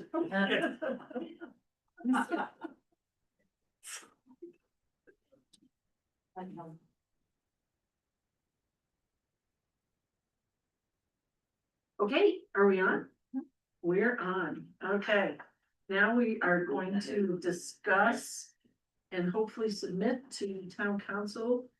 Our proposed hideout planning commission rules and regulations. Okay, we'll start at the top. Is that shown on Zoom? Still. Um, can we, I just if we have, as we're going through this, if somebody has, any concerns with what's written or it needs to be written different, let me know. Otherwise, we'll just look at the commented sections. Does that sound like a plan to get through this? Yeah, that's what she's gonna. Yes, I'm gonna scroll through. Sorry, I was trying to make sure it got on the Oh, on the screen. screen for the folks at home. Of which we have 3 people. Yeah. We're down to the, Down to Dennis. Dennis, I don't know if any of this is gonna interest you, is it? I don't know, you're welcome to stay on. I think I'll listen in for a little bit and, if it's exciting, I'll. Yeah, I'm listening in too. It's good stuff. Well, you should care about this, Thomas. Yeah. I care. I do care. I mean, what else am I gonna do? Watch the Bills? Go Bills. Obviously not a Bills fan. Watch the Bills. Yeah. Okay, I probably should have numbered these so that we could. It's okay, we'll go through, and even, so there's actually a lot to unravel here, because, I mean, first of all, it's state law requires that you have rules and regulations, so it's just really good. I tried to, and state code has certain requirements of what needs to be in an ordinance for the planning commission, which we've covered, which were covered by our code. And then our code also addresses certain things. So some of the things are tied with this, where it just seems obvious, and a lot of these don't have to be just, I always like to say, these are living documents, right? This is your document. You can update it however often you want. If we try something, and you say this isn't working, we can remove it. And then some of this is also maybe a recommendation to the council in terms of actual things to put in our ordinance that ultimately the council would have to decide on. So for example, I'll get to the first one, the membership, right? Right now, under our code, there are 5 voting members and 2 alternates. That's a pretty common, I see that a lot of the time in Utah. I also have seen 7-person councils, which means that you have to have 4 for a quorum. The role of the alternate is bothersome to me. Maybe it shouldn't be bothersome. Maybe it's just me. But I always find it awkward because in a lot, like, the alternates are supposed to come and participate. So that's part of this, is like, what is the role of the alternate? So I'm starting at the beginning and the end, because that was one of the last things that's on here. But one question, something to think about, we don't have to decide this today, because the way it's set up now is 5 members plus 2 alternates. But something to think about is maybe recommending to the council, if you guys think that's a good way, then no need to change. If you think that we should become a 7-person planning commission, we should give that input to the council. So I'm seeing Glenna say, no way. No. I think it's too Can I big just for say, our town. I Yeah. just have a commented version in my packet. No, Yeah, yeah, this- no, you, Right. we're going to this right now. Oh, okay. So this is based on what's in the packet, but we put, Glennis gave some comments and I had some comments with the first version, I think. So they're just more talking points. Yeah. Okay, is it possible to get a copy sent to us, because I can't read that far? I was gonna say, Sure. here, I can give you I can mine. read this. Sorry. Yeah. Too. Okay, so, all right, so the first question I just had was thinking about the number of commissioners. Hold on, would you like to sit here and read it? And I'm I'm gonna gonna my email, computer. I'm gonna email it to me, Oh, so I can open it up. Okay. For my And just- blind eyes. Yeah, and just so you know, From here, so I can't imagine. and in any case, we're discussing each comment, so it'll be, but Yeah. anyway, that's great. She'll email it to you. So I'm seeing, just so I know for future work, it sounds like 5 and 2 is good for everyone. I'm kind of seeing general head nods. If that changes, talk to me and we can consider recommending that to the council. Okay, so the next one is the staggered, so the way it's in our code is staggered 4-year terms. I would think about having it be a 5-year term with a different commissioner being up each year. So there's C, A, B, C, D, and E. So that, and then if someone leaves, that seat gets filled with that term. I like that because then it's a new person every year. The way that we have it now is 2 years, we have 2 new commissioner, or 2 people are up. And then the other 2 years, 3 people are up, which is A lot. that's the majority. It's a So lot you of turnover. that's a lot of turnover. If everyone left, you wouldn't have continuity. And it's supposed to be the seat that has it. So even if someone left on year 1, that person would still, their seat would be up. And so that creates a lot of turnover. Yeah. So this is something that would have to change in the code. So we wouldn't change, I think we'd leave it as is in the rules. But if you want to make a recommendation to council, this is a good opportunity to do that. When would that become effective? Because When they obviously there are decide. people who are set to, Yeah. it doesn't work with the current, we'd have to figure out how to integrate it with the current composition of council. Yeah, so how I've done it, when I've done it before, we've done it kind of based on, so the terms that are up, I think at the end of this year, maybe would be the shorter terms, and then you would add on, so that maybe those, and maybe it's just done as a lottery or done by. I just think we would have to figure out how to integrate that, given the current. Yeah, we wouldn't figure that out. Yeah. Town council would figure that out. Correct. And so we would just assign each of you to a seat that would I be think, that. I think 5 years is a long. It is a long time. I was thinking, and I know it doesn't work with the numbers as easily, but I was thinking, what are we now, 2 years? I was thinking. It's 4-year Yeah, terms it's right now. 4. Could be 3. I was thinking 3 years, but, you know, I think it really doesn't matter, because if somebody's gonna resign, they're gonna resign, whether it's a 5-year term or not, but I just feel like 5 years is long. Yeah, and I think that kind of goes into my comment about, the no limitation on length of time that people serve if they're reappointed. So frequently I see boards have a mandatory roll off for 1 cycle, just so that there's fresh blood infused. So maybe, you know, after however many cycles, you have to sit out a cycle before you are eligible to come back. I think the one Well- challenge we've had here Is keeping people. is getting anybody to do this, or previously even run for council. There's also a Mayor. learning curve to. Yeah. to But I know. do like the idea of, yeah, maybe, you know, Yeah, is it is there a 4-year, is it a changes? 4-term? Yeah. Cycle, and then you have to sit out a cycle, Yeah, and then you come back, that's 12 years. Think about that. great. Or There's a lot of If, changes. if we do 3 years. Okay, before we get all into this, can we Do we adopt this and then like renew it every year? No, Look you at it? can just as need, I mean, we can, if you'd like, we can check in on this every year. Or once you adopt your rules, you can just say, things are going good, we don't need to update this. And then maybe every 5 years or something, legal counsel or the clerks will be like, hey, you guys haven't looked at this for a while. Here are the rules and procedures.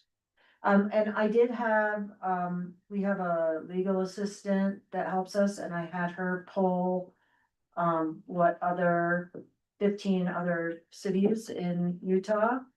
And I was gonna send it to you, but it's like kind of all over the place, so I just thought it's kind of confusing, but I'd say they range from 2 years is the least. There's only one that has 2 years out of the 15.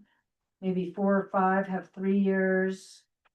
4 or 5 have 4 years. One has 5 years. One has 6 years. Heber has 6 years. Eber is 6 years. That's what it says. Oh, yeah, yeah. So, yeah, What's Park City? Park City is 4 years. Camus. Camas is 5 years. And the reason that the enticement of the 5 years is because then you have 5 members and then you have one person Yeah. rolling off. Oh, yeah. But that's the only, but I get that that's a long time. So you can make it 4 years and then 1 year you lose 2 people and every other year you lose 1 Or you person. don't lose anybody because people are. Right, exactly. Yeah. But, so anyway, that decision is actually a council decision, right? Right. So, but having your input to the council, I think would be helpful if this is something that you wanna see change. If you just wanna kind of, you know, come back to this in a couple of months, once you've thought about it more, we can do that. Right now, the way that the rules are drafted is based on what our code is, which, is, well, yeah, there, we would take out that last terms are, because I think that that's maybe you added that. in. Yeah, I would propose that we defer this discussion until January, Yeah. given the election. For council and mayor, because depending on the composition of council and mayor, we might just have to revisit this again. You're talking about the discussion as far as the terms. Or the whole thing. The whole, yeah, I think because town council is gonna have to be the one who acts on it. Well, it's actually the way that the code, our code reads is that you guys come up with your rules and procedures and you just present it to council. And that is what the ordinance says. It doesn't require the council to, I mean, I guess they receive it. And I guess if they had a real problem, they could change something in the ordinance or give Or you not feedback. sign it. Well, but there's no, the way that our code reads is kind of funny. And it just says, the planning commission shall submit to the council rules and regulations, subject to the provisions of the laws of the state and the planning and zoning ordinances of the town, to provide for the regulation of its procedure and conduct of its duties, and may submit amendments to such rules from time to time to the council. So as long as your rules are consistent with what's already in the code, they just accept it. You submit it to them. It doesn't say that the council receives them or signs off them. Could we submit it and ask for a decision? Await a decision until January. Yeah, but there's no decision, I mean, It's important to get it done now. and we were kind of directed by the current council To do this. to do it. And so I guess you could, you know, if a subsequent council wanted you to redo it, they could ask you to do it. Or they could change their code and say, we, the council, are gonna make your rules. I propose we just leave it as is right now and revisit it In January. or whenever. Yeah. Okay, so we'll just keep the first part of that. Okay. Delete the rest. Oops. Do we have it in the? Yes, Oh, it's yeah, in yeah, the we, packet. It's at the yeah, very I end. have the wrong It's- thing up on my, sorry. I'm deleting the 5-year. 57, Okay. page Okay, 57. so we're not going off of this new one now. We're going back to the one in the packet. That Well, might no, just you be- can do it on this one. Oh, Okay, maybe that was confusing to have. Then who's gonna be responsible for the new version I'll be responsible for of the version? And I can also, it's a Word document, so I can do it too. So we're just taking out that last thing.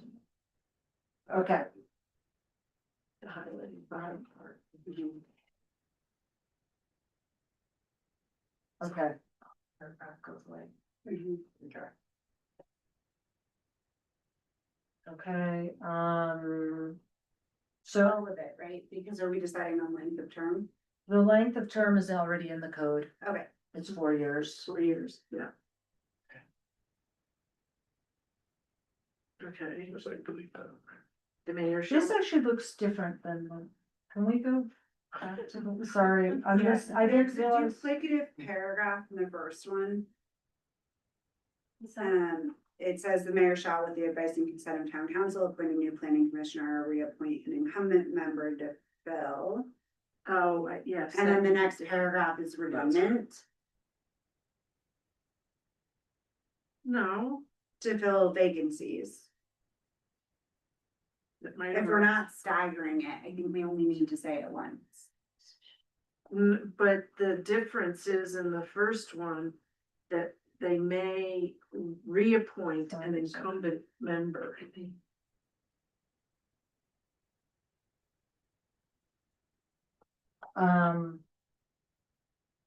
Like, Yes, so whenever a seat is up, it's up to the mayor. He or she can either reappoint someone or he or she can find someone new.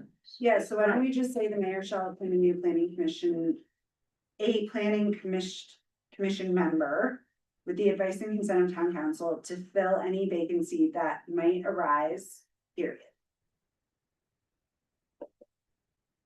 but, I want to be specific about, I'm up at the end of the year.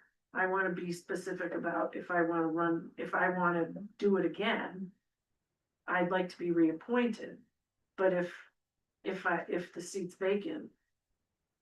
They can appoint anyone, but I'd like to be considered. I think it says, the second one, the mayor shall appoint a planning commissioner member. New, And we can. I just said strike new. Just, they shall appoint a planning commissioner member with the advice and consent of town council to fill any vacancies that might arise, period. Okay, if you think it covers that. Holly, do you think that covers it? Yeah, I think so. Anything. But and then I think it is, I just like the clarity that,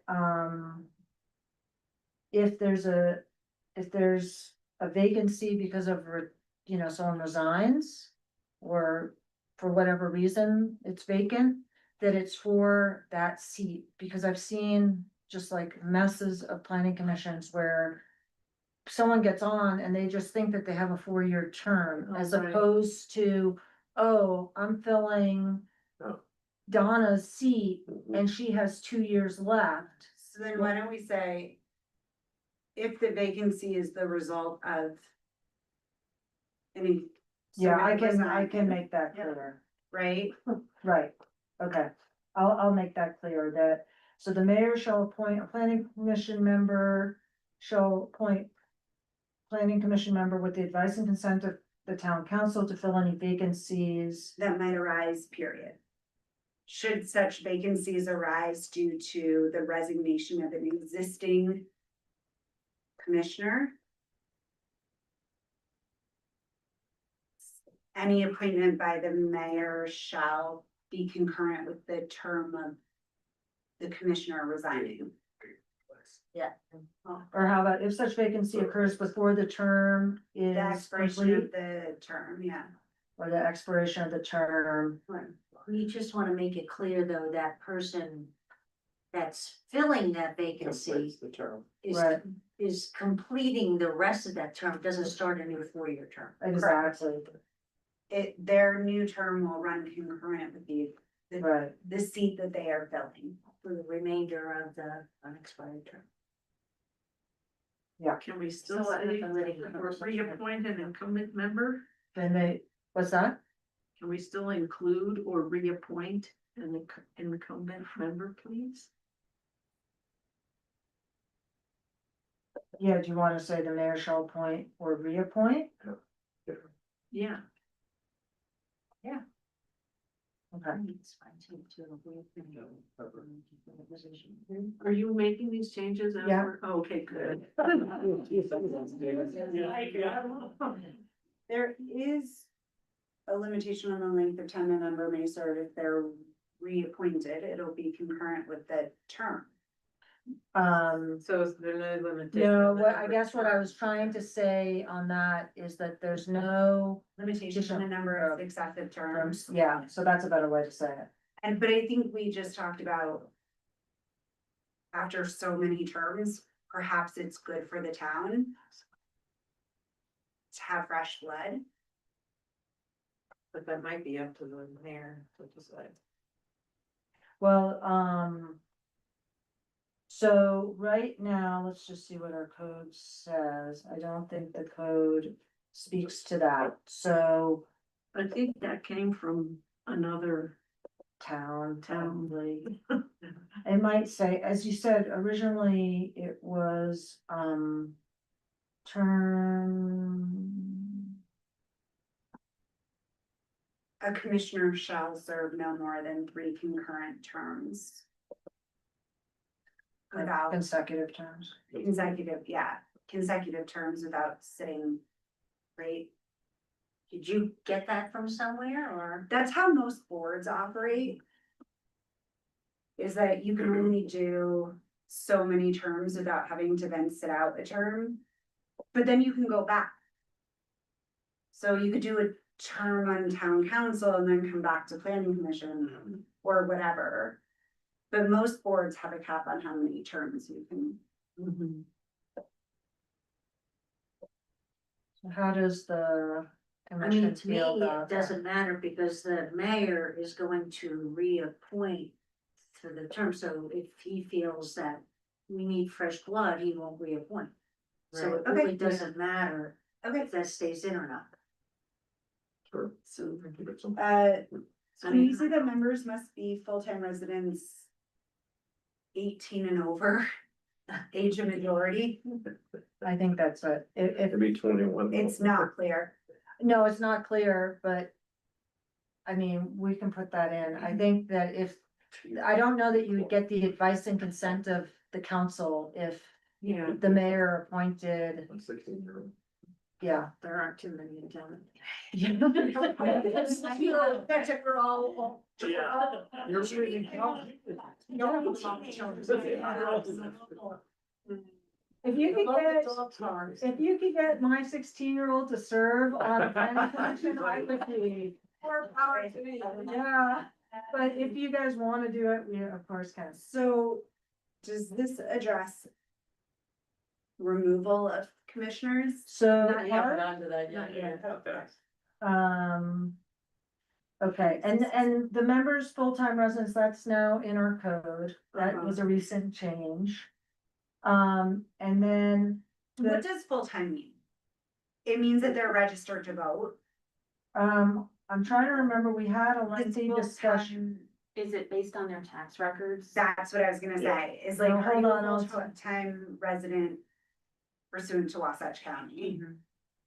So, but just, it says a full-time resident while serving this planning commission. So generally, full-time resident, it doesn't say voter necessarily, but I think, I have to remember. I think I was thinking the same thing as you, for tax purposes. Right? Which means, Second home. right, not we second had home. that was the discussion at the council. What is, it's your primary residence? Yeah, but primary residence is tricky because as used, sometimes that means like after 2 years, something is deemed your primary, like you no longer serve as your primary residence for funding purposes. Well, right now, that's what's written in our ordinance. Codes, yeah. So I don't. You're just repeating it. but- Right. Yeah, I'm I just suggest putting it just in leaving it as is. And let's see, because this is brand new, we just adopted this recently, up until a couple months ago. Yeah. The person didn't have to be a resident of the town at all, whether secondary or not, that's allowed under Utah law. I have a planning commission in another town where it's required that you don't live in the town. Because, Makes sense, you're more objective. yeah, You're less invested, it but tends- more objective. in the town of Alta, you're not required, you cannot live in the town except for one, or it used to be that you couldn't live in the town, now you can. But and then it's professionals, there's an architect, there's a planner, there's someone representing the business community, that type of thing. Yeah. So, but, you know, I think what Hideout's evolving to is a citizen planning commission, which is what's typical. Yeah. Yes. So that's, I think, so I'd say just leave that for now, just because it's new, let's grow into it, and if there are issues. And you also have the filter of the mayor appointing, as well as the council saying that that person kind of meets the intent of that. Now I think I didn't put in anything about taking people off. But It's Yeah, later, it's So later. is it later? Yes, Okay, it's later. okay. And then the It's under members, Duties. just trying to get rid of my. Currently, how are the chair and vice chair? That's. Okay, so that has been an interesting situation. Isn't it right? Isn't it the mayor with the advice of council? No, so No, this is the we deal. don't Want that. I'm not talking about what we want, I'm asking what it currently is. Oh, So- it isn't. It's, Yeah, that's it's silent. Very nice. So the code never said how chairs were appointed. It's just the seat and the seat is filled. No, it's not like this Supreme Court. It is silent. Yes, Polly knew exactly where I was. It's not Chief Justice. Great. Yeah, it's not the seat. So, so, it's been silent, right? It's like the Fed Reserve, Chairman? Yeah, so, but what I have found, and that was part of the research I did. And this was something we talked about with the council, because we recently had a situation where the mayor assigned the chair, which I think had been done according to Precedent. before. The mayor has been the one to choose, although there was an election that I found in the, last round, but in any case. Well, I had the clerk take a look, and of the 15 towns, there was only one where the mayor appointed, the chair. How So- many were signed? Mm, I don't know, I didn't go through that. My recommendation to council is to codify this. I don't think we wanna have confusion.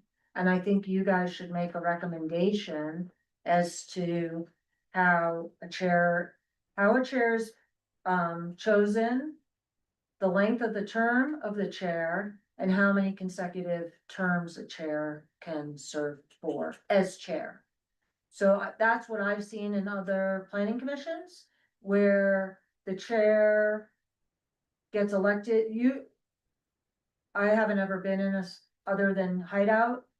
I've always seen it be an election of the planning commission. Doesn't have to be that way. There's no state code that requires it to be that way. So ultimately, it is up to the town council, but I don't like it being silent. But those are the kind of the three important components. Which I didn't include all three, or we didn't include all three. I guess I just worry about it being an election of the commissioners who then have to work together going forward if there are two people who. With the planning commission, like, we've gotten to know each other over the time, and if somebody volunteers then that's probably the person who's gonna be the chair, because not everybody wants to be the chair. Yeah, I'm, But also, if we're gonna rotate it every year, then it's Yeah. gonna be rotated, so it's not like a So- permanent position like it was in the past. so maybe it is a seat that is rotated Right. annually, and it is just, it goes, we are assigned numbers and it goes 1 through 5. Usually I haven't seen that. I mean, what I have seen, and just so you know my so I represent 4 towns. And 3 other towns, including Hideout. I also worked for Park City for a long time and did a lot of land use, so I've worked closely with planning commissions. And so I've also kind of looked, also in part of my practice, I also have a private practice, so I've gone to other planning commissions. So I don't know, it is somewhat anecdotal what I know, but for Utah, what I've seen with the planning commissions is that they do work well together. And they use, a lot of times it's kind of the most experienced, the one who's been around the longest, or the one who, yeah, who wants it, or it, and it does, it's good to rotate, cause that person runs the meeting.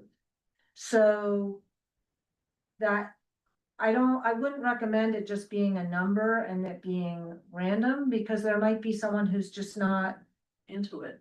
wanna do it. It's more work, for sure. Usually the chair will meet with Thomas and, you know, talk about running how it runs, help set the agenda, works with staff, harasses us to say, where are our staff reports? You guys are always late. What's wrong with you? I've never heard that. So by all means, you can do it a lot of different ways and you can have, you know, it be just like that. But the more typical is a vote of the planning commission. Usually it's a 1-year term or a 2-year term. And frequently, I'm trying to think like in Park City, which was, she didn't put it down. It was, if I recall, it was a 2-year term, and maybe I think it switched every 2 years. Or I've seen it where it's just, you can only have it for 2 terms, so that someone's not the chair forever. I have seen some places where it doesn't change at all, and you do get that, where it's like, you've worked someplace for 15 years and you're like, wow, the chair is still the chair, nothing's changed. So I think turnover is good, but it's whatever you guys think. Well, so if we elect them annually, then it's a Not 1-year serve. term. Yeah. Not to serve more than 2 consecutive terms. I don't care. I think it's gonna depend on the makeup of, if we Yeah. have turnover and we end up with only one person that's been around for a long time. Yeah, And everybody else is new, yeah. then, so I don't know if we should actually put that in there. I think we can. Just play it by ear, figure Every it year, out as we go. decide. So just stay silent on it. Well, we're saying every year we'll We'll look elect a at new it. person. You still want the verbiage about to being eligible to vote. For a chair and vice chair, they have to be voting members of the commission for at least 1 year. I mean, Oh, so that came about, I feel, that seems like we're gonna have a lot of, so the reason why that language was in was because this was presented last month initially. And the mayor had appointed an alternate to be the chair. And, Not an alternate, someone who was not even on the planning commission. well, no, he was appointed as an alternate, As an alternate, they could vote. but because he was an alternate, he couldn't vote. If you had a full, and then you had the situation that was awkward. Anyway, we don't have to go there. Right. But the reason why the language was written like that was because I don't think it's appropriate for an alternate to be the chair. I think it makes more sense correct, to have a voting member be the chair. correct. But ultimately, that's your guys' decision. So that is why I So- have put that. So should you say that, well, that In have altered, existing. Yeah, instead of saying you have to have served a full year, Commission. just say. Right, they must be a voting, It must be a voting member. Say a voting member. Yeah. and then we can get rid of all that other stuff. Yeah, I think a year is appropriate. I mean, a year or two. It takes a while to. Oh, a really- year for to this. vote. It's someone vote 1 year. Someone who's been a voting member for a year. But if the goal is just that they're not an alternate, yeah, so why don't we just say that they have to be a regular member of the commission? I would say a regular member. Yeah, that's, Instead of a voting voting member, yeah. member, yeah, just say a regular member. A regular member votes. But I think that's, Cannot be an alternate, how's that? The chair and vice chair cannot be an alternate. Yeah. As opposed to saying regular member. There's no ambiguity with cannot be an alternate planning commissioner. I think we're splitting hairs. Okay. Um. Okay, so then we have that the chair shall preside over all meetings, so pace it, preserve order, piece of the meeting, I like that. the, chair. I'm trying to fix. The vice chair shall preside in the absence of the chair. If, Vice chair shall assume the duties of the chair for the remainder of the year if the chair resigns. A new vice chair is elected by a majority vote of the commission from among voting members, So that- so regular members. So, but if we have a 5-person commission, somebody resigns. 4 people would be voting, you're not gonna have a majority. so the idea is that you. The numbers just don't work. Well, hold on. Well, but the thing is that you have, well, if you, then you would have an alternate be sitting in. Yeah. So you'd have time, They become a voting member. they can vote. But So- don't, I thought the mayor has to appoint someone. No, well, so right now there are 5 members with 2 alternates. If somebody resigns, Then the alternate, so like for, let's say that Chase had resigned, right? So Brad, As the senior alternate, he's sitting in as a regular member to fill in that spot. So that's why we'll have 5. got it. So yeah. And then the other thing we could put in if you want, but this is what we just usually do anyway. If it happens that the chair and vice chair aren't there. Typically what you just do is you just walk in and you have someone and the whoever is there votes to make someone pro tem chair for the night. I don't know that we have to put that in, but if you want to, we can. But that just happened at another planning commission. What's happened in the past is we didn't have a vice chair, but Tony would say, Glynis, you're gonna be at the next meeting, will you please chair? Right. Or, Yeah. and if I wasn't gonna be there, he'd say, Rachel, at the next meeting, will you chair? Right, So that's how it's been done. and then you And can it's do a worked little well. vote. It's worked well. Yeah, So, okay, and then you get a taste of if you can run the meeting or not. yes, yes. Or want to.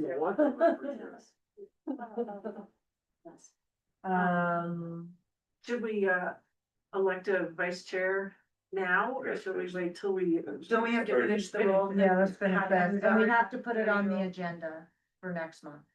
Oh, really? Yeah. Okay. And I think it has to go up to the town council first. No, you just have to have, you can't They're take separate. action, We're separate from that. you can't take action on an item if it's not on the agenda. Right. So. Okay, regular meetings,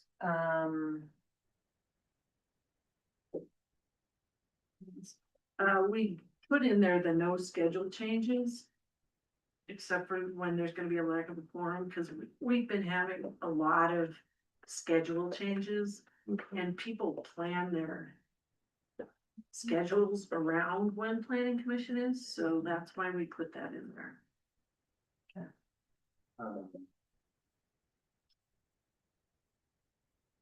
What if we have to have a special meeting? We have. Well, to- then Yeah, you that's fine. have to That's have in a there special further. meeting. Further down in here. Yeah, That that is is in in there. It is further down, under special meetings. Um, Yeah, and sometimes we just get, it's hard, I know Thomas and I both really try to be present for all your meetings. I'm lucky I back up. Cameron sits in for me if I'm not available. Thomas doesn't have, you know. I told him he needs a. He needs an a backup, assistant. He needs an assistant. Oh, he's gone. No, he's on the phone. Oh, okay. You hear that, Thomas? We have someone. Yeah, I hear you. I heard you guys. He said, trust me. Yeah. okay, we talked about the agenda items and complete packet. Sure. In fact, that's gonna become more of an issue now that, Yeah. the new law is in effect. All our past ones are gone now. Right? All our past, developments. Because the applicant has to turn in a complete packet before we'll even see it. And so right now they're kind of piecemealing things. Right, that creates delays down the line and we're working furiously to get everything together for you. Right. And sometimes it just doesn't happen. So you're absolutely right. I feel like it. Thomas wanted more time, he wanted like a couple of weeks. Yeah, so our code right now has a 45-day, Right, you know, right, Polly? yes. Yeah, And then- that's what it says from. And then any subsequent meetings, special meetings are 15 days. So can So- we just say we shall not put anything on the agenda until a complete package has been submitted? Well, now with the new code, it wouldn't. Yeah, So, yeah, And So now do we need to even have anything in Nope. here on this? Other than the. I would just defer to the code. what do you think on that? Repeat it. Well, we could Repeat still the have- code we language still- in here. Yeah. Was that just? You're saying. think you because we've could- Had things already passed, what about, like, What what if Shoreline 4 comes back to us again? They did do that. I mean, Oh, what yeah, gets done Shoreline next? 4, then we better put something in there. That's exactly. Because I think what we would like is that if it's not in time for Polly and Thomas to review it and to give us comments. And for us to review it. And for us And to for it review to it. be complete, instead of saying you said you would submit this, Right, but you didn't, Right, then we don't even hear it. We don't waste our time with it. yes, exactly. So So we're. why don't we just repeat the new code language in here? Isn't it there? We put this. It's in. already Right. right there. That's So already- we- yeah. This The is materials. super confusing. I didn't realize that. Timely manner. Need changes to the versions of Article 7. No, but not that they have a right, that they. Perfect. Unless shall I'm never- just looking. Your first version I did make comments on, right? Yeah, and then this version, that's why I keep kind of looking lost, because it's slightly different. Like, I'm just looking at, I have them both up. And Yeah. the one in the packet is slightly different, and Is it so, really? yeah. So if we aren't, That's okay, I can switch. I just wanna, cause I don't have, I mean, I think that this is, and we can discuss this. And it's very similar. But yeah, I mean, we can put this in agenda items, and a complete packet. must comply with town code and be submitted no less than 45 days in advance of the meeting. Well, that No, part's not yours, that's in the code, what you guys want is that you get the packet by Thursday at noon. That's been through staff review, you're saying. yes. Right. That Right, was a we complete want- packet agenda ready for 1 week in public advance. to Okay. roll it out for Otherwise, we everybody. reserve the right to not. Yeah, take it off the agenda. Yeah. Yeah, and I think yeah, do we wanna reserve the right, or do we wanna say we won't hear it?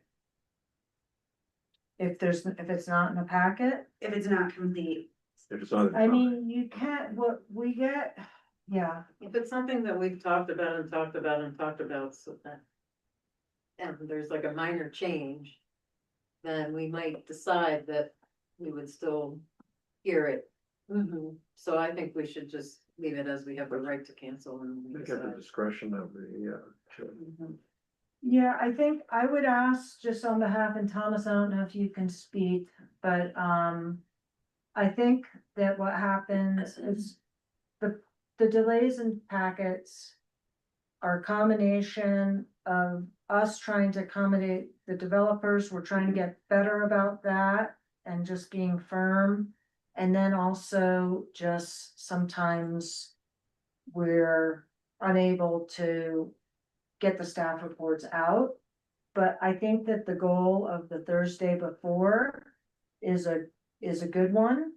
And then I think that maybe we put that the chair shall, if it doesn't, then the chair shall discuss with staff or something like that. There might be a reason why we want it to go through. I'd hate to just have it be a hard cut and rule. dry. Oh, yes, I agree. You just have it hard stop, yeah. I guess my question is, should the default be, we're not having it, with the exception being we can put it on the agenda? Yes. Or should the default be that we have to take action to actually cancel it Fair off the choice. agenda? Right. I think it should be the first. Which is, Sometimes you have a legal reason that you have to hear something within a certain amount of time. And so, you know, like, I think what Polly was saying, and correct me if I'm wrong, Polly, but, you know, because of some of those legal reasons, if a developer is still making minor tweaks. right, and I'm saying. Yeah, so that's what I'm putting in here, and sorry, now I'm going back because this isn't in, no, keep it, you can keep it in that one, although you don't get to see the Word version. Do you wanna share your screen? No, it's, Okay. I have like 4 things up, Okay. because I have the original one I sent to Glynis, I have Glynis's version, and I have, My old version. yeah, it's just, yeah, so I have the original version, so I just cut and paste. Agenda items and complete packet must be delivered to the planning commission by noon on Monday for a Thursday evening meeting. Or the planning commission has the right to cancel the meeting. Or why don't I just say, and I can leave that in, if, packet materials are received after Monday at noon, the chair will discuss with staff And issue a decision as to placement of the item on the agenda. if the item So that's may not the packet one week in advance. still, it's Monday, Monday, okay, so 4 days in advance. yeah. Yeah, and notify members of the. Right, like, we Yeah. know, so we're not reading and preparing, thinking, Well, Because no, we- you won't be reading because you won't have anything yet.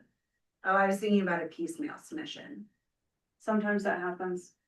Yeah, Sometimes we try to get you stuff as fast as we can. If we know it's gonna be big, we try to get you, Okay. you know, what we can as fast as we can. So, And that's basically every month we do that. yeah. We get the early things in, as soon as we get them. Yeah. We want to get them in your hands to start reading. And then when I do the final packet, I try to give you a heads up what you haven't seen yet. Okay, My email note, okay, not perfect, but no, that makes sense. so this is what I wrote. Life isn't perfect. Agenda items and complete packet must be delivered to the planning commission by noon on Monday for a Thursday evening meeting. Or the planning commission has the right to cancel an agenda item if the materials are not complete or delivered in a timely manner. If packets are received after Monday at noon, the chair will discuss with staff if the item may still be put on the agenda. How much notice do we have to give if something's on the agenda? Like how? Usually far- 24 hours. 24 hours. That's what yeah. usually check. And instead of saying packets, I'll say agenda item. Or materials. Yeah. And sometimes there is a, materials, but usually there is. So, okay, And to keep that sentence, the planning commission shall not act on or make a final decision regarding any item that is not on the agenda. Yeah, I think that's that's. state law. That's state law. Right, that's state law, that's just making that clear. Okay. Okay, so that's good. Okay, this was a discussion item. Which one? The next, okay, so meeting procedures, you're gonna do it. So this public comment. There shall be on every agenda, this is totally new for this commission. You don't usually, a lot of, like the city council, town council always has a public comment portion. You can do that, you don't have to do it. Sometimes I see it, sometimes I don't see it. So it's up to you whether you want that to be a regular item on your agenda or not. I think it's a good idea.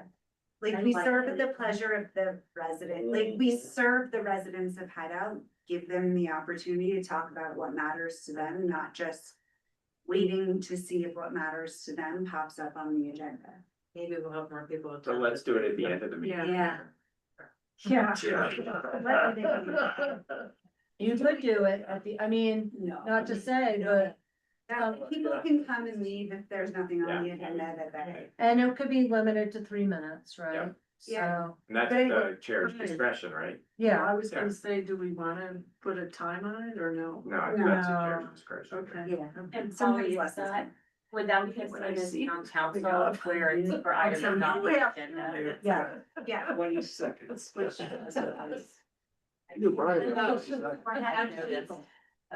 The other reason we need that though is because isn't the new rules that you can only have public comment like twice on a new.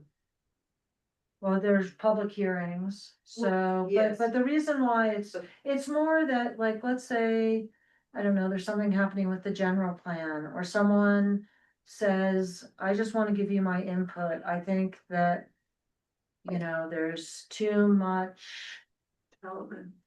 whatever, too many townhomes, or I want you to I want you to do a code change, or, Can somebody then say, say Brian wants to talk about shoreline 4, can he, even though it's not on the agenda? can That's the he- whole. yeah, that's the whole That's point, the whole it's, whole point is the this the public comment portion of the meeting shall be limited to Right. public, speaking to the commission on any item not on the agenda. Okay. So it's just an opportunity for the public to come talk. Right. That can To be. say there's an open space, I think it We should. don't have to say that's first, but typically it's put as first. If it is on the agendas, it's still okay for them to. If it's on the agenda, don't they have to wait to the agenda item to talk about it? But if it's a public hearing, Only What if it's not Yeah. a public? Right. If there's public comment on an agenda item that it relates to, they have to wait for that. For that item Yeah. to show up. but typically if it's not a public hearing, then we don't open up the topic for the public. I mean, you guys have been very accommodating, and if someone comes and wants to talk on something that's not a public hearing, I don't think you've ever shut them down. But technically, the public is only being asked to comment for public hearings right now. Public hearing. So what we. Things that have been- Yeah, They're it public should hearing. give them an It's opportunity to public raise hearing. that public hearing.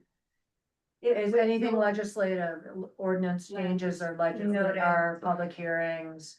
I think you have a public hearing for subdivision, you have a public hearing. I think our CUPs require a public hearing. Budgets are public hearing, Well, that's you guys. the don't. council. Well, I know for council, Yeah, yeah. yeah. But that's kind of, Most, Thank you for- most of planning commission stuff is public hearing, most of it, not all of it. so, like, for example, tonight, the rules, Okay. if the public was interested. Mhm. You could open up, you could ask them, or you could not, because it's not. It's on. Illustrated. Yeah.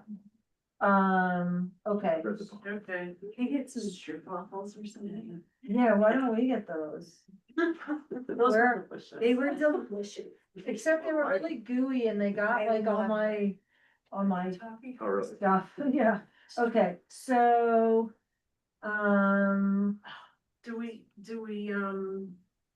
we really need to include the paragraph above special meetings? Like, I would expect us to perform that way. Which is I don't think having a code of conduct is a bad thing. No, there. Okay. And then there's the Be a special good person. meetings. So did we decide, yes, you're gonna have public input? Yes. Yes. Yeah. Okay. Yeah. Just wanted to make that crystal clear. Okay. Should we somehow let the public know that? It'll be on the agenda. Yeah, yeah. We could also put like a website notification, like starting next month, there will be public comment at planning commission meetings. Put that in the newsletter. I was gonna say, Yeah, Carol. good. put For that the in newsletter? Yeah, the website has very limited, like, Notice. there's. How about the newsletter? Maybe you could The add- newsletter's great. Yeah. I vote the newsletter, great idea. Right below meet the mayor.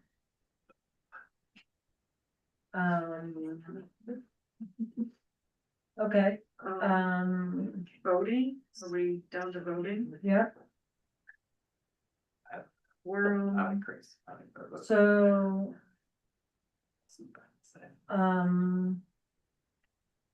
I think special meetings, does that work? So if the chair, oh, or three, okay, got it. yeah. So they usually come about and you'll see, Yeah, yeah, like it's there's- usually a request yeah, by the a developer or staff. Cause they wanna move faster. And I know that we will try to be as consistent as possible. I think sometimes what happens is Tom, we know that there's anyway, Yeah. we'll Yeah. do our best to be Yeah. more consistent. I think it's important to do that. Okay, Full-time member doesn't make sense. Nope. Second line, um, the second paragraph, second word. wait a minute, this is It's all not, set in for a full-time member, what we call them, a regular member or a voting member. oh, yeah. Voting member, Regular. non-alternate, yeah, Regular. it's just word choice. Um, okay,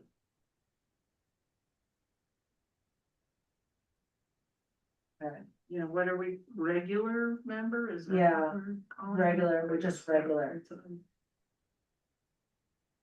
Okay, so that's under. Full commission. Are we doing alternate, members rotating, or are we Yeah. doing senior alternate? So that was the other Yeah. question on how I've seen it both ways. Geriatric alternate. Yes. I like to use the word seasoned instead of seamless. Experience. Experience. The more experience. The full. Well, or you can rotate, it's up to you guys, I don't care. what you think is appropriate. I don't know, I think, the more experienced should be the one to vote, cause then it makes them ready to move to the next position, and then Right. that person.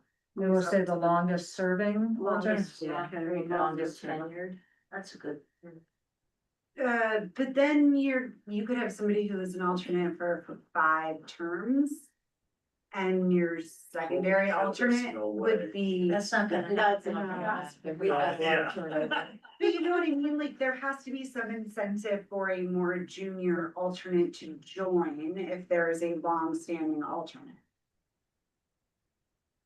And if, That's a good point. and if you come every month and you sit and you participate, but your participation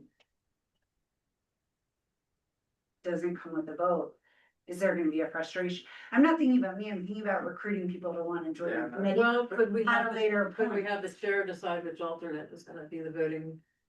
I alternate think, of that or just have it particular- alternate, then it's random.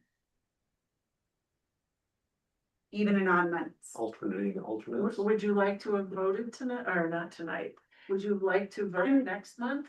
I'm not talking about, I don't really care. Well, but I no, think- no, you're in the position though. Oh, sure, but I'm just thinking about trying to recruit for the future. Is making people feel like they're gonna have a voice and actually their participation on the planning commission is gonna be meaningful. I never thought of that. I don't know, That I way. was an I was alternate, I was an alternate, alternate for a long time, but. And I felt Basically like that my way. voice was heard. Yeah, I mean, I participated in discussions and then, you know, and the rest of the commission took my opinion seriously. I mean, yeah, I didn't vote, but I don't think it was an issue. Or we could do what Tony did and take Everybody everybody's vote. And figure it out at the end. When that happened, I was Try to like, take my vote.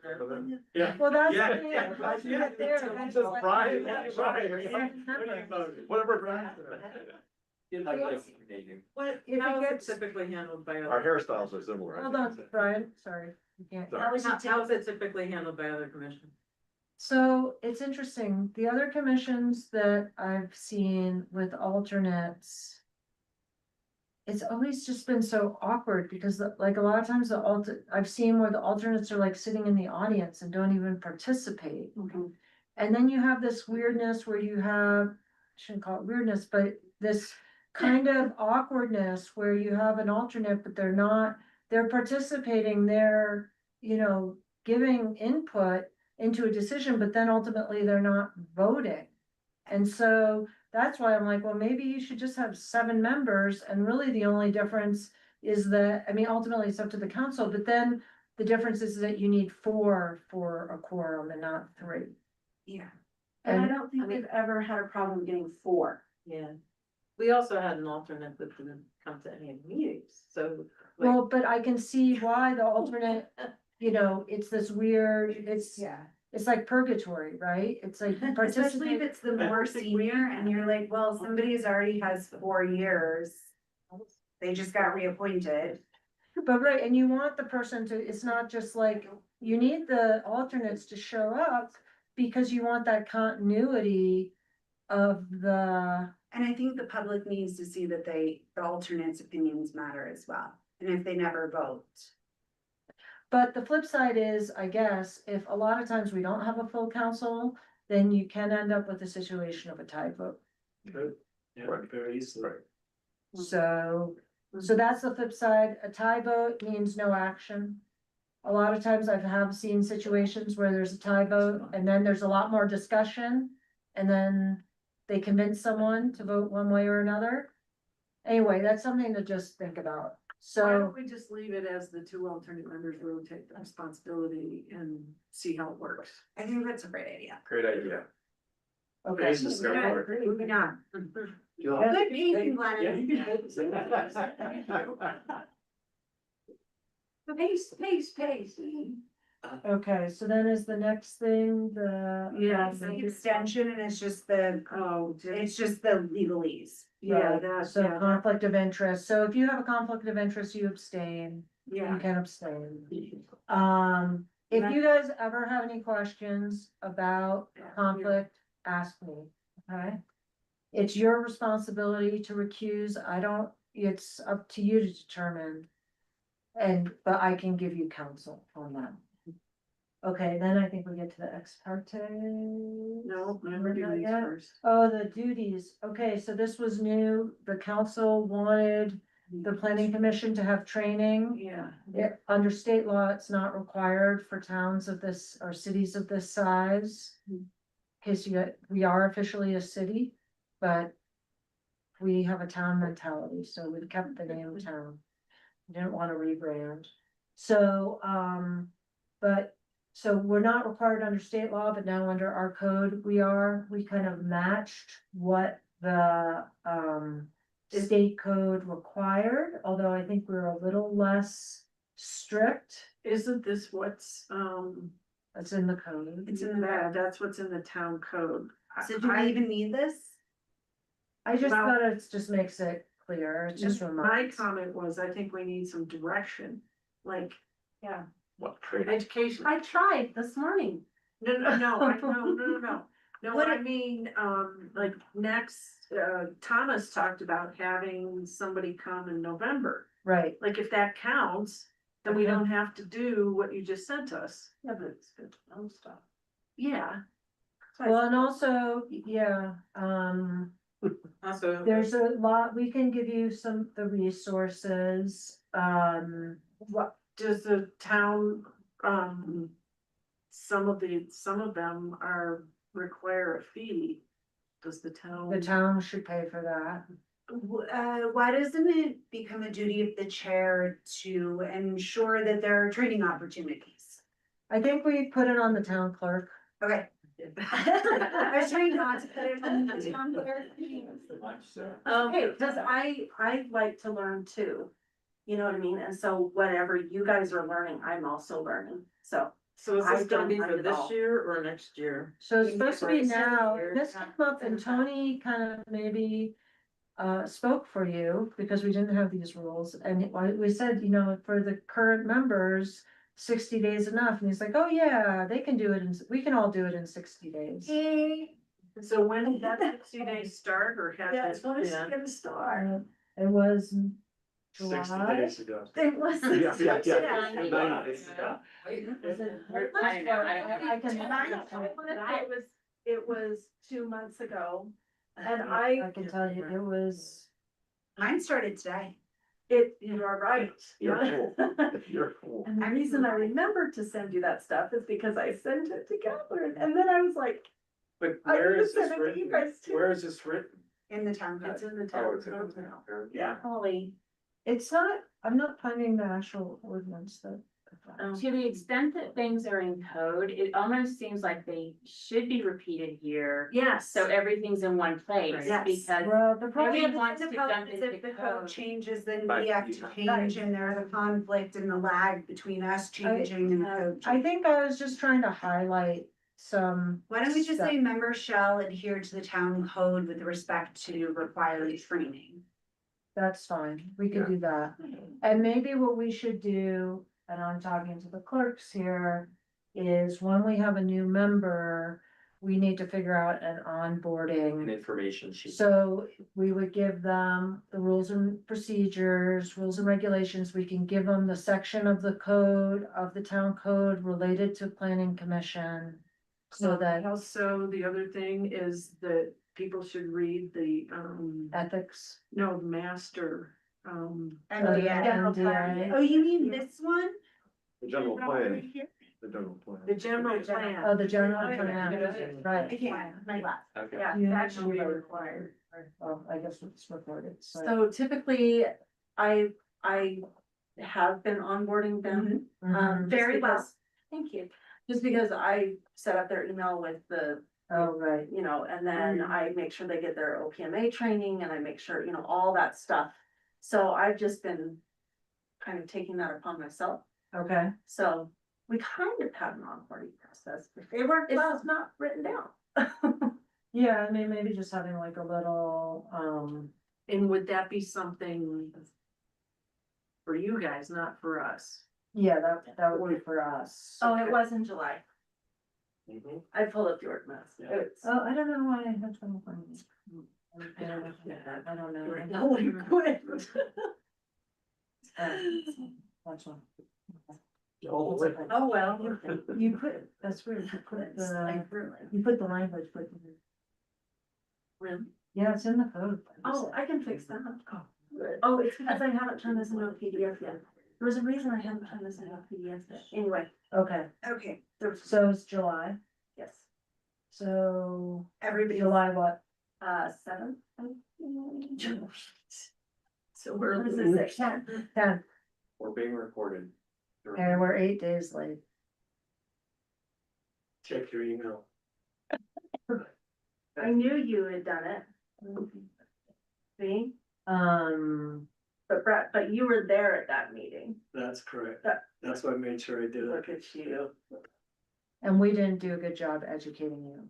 There's nothing that says that you're gonna get removed, and I think that also if we are going to have someone come, I mean, yes, you can do other stuff as well, but we are planning on having someone come, so. I think that you, 2 hours of training within 60 days, Everybody should have 2 hours of time between now and the next meeting. right, and then 4 hours total. So the meeting in November should probably be, it won't even be an hour, I don't know how long it'll be. 4 hours.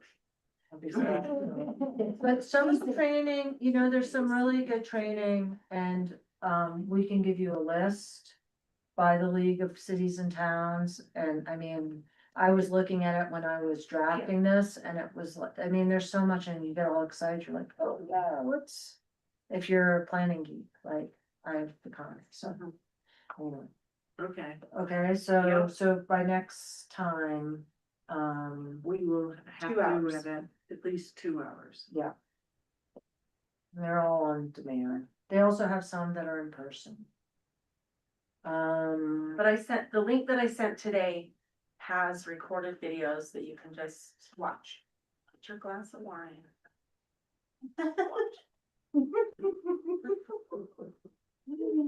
And if you guys ever have questions about anything, just let me know. Yeah. So this talks about non-attendance, just moving forward in the interest of time. This talks about non-attendance and town council asking you to resign, or right? But it doesn't talk about, generally speaking, removal. So the code. The code, I don't like what the code So the says. code says, the town council may remove any member of the planning commission with or without cause at an open meeting.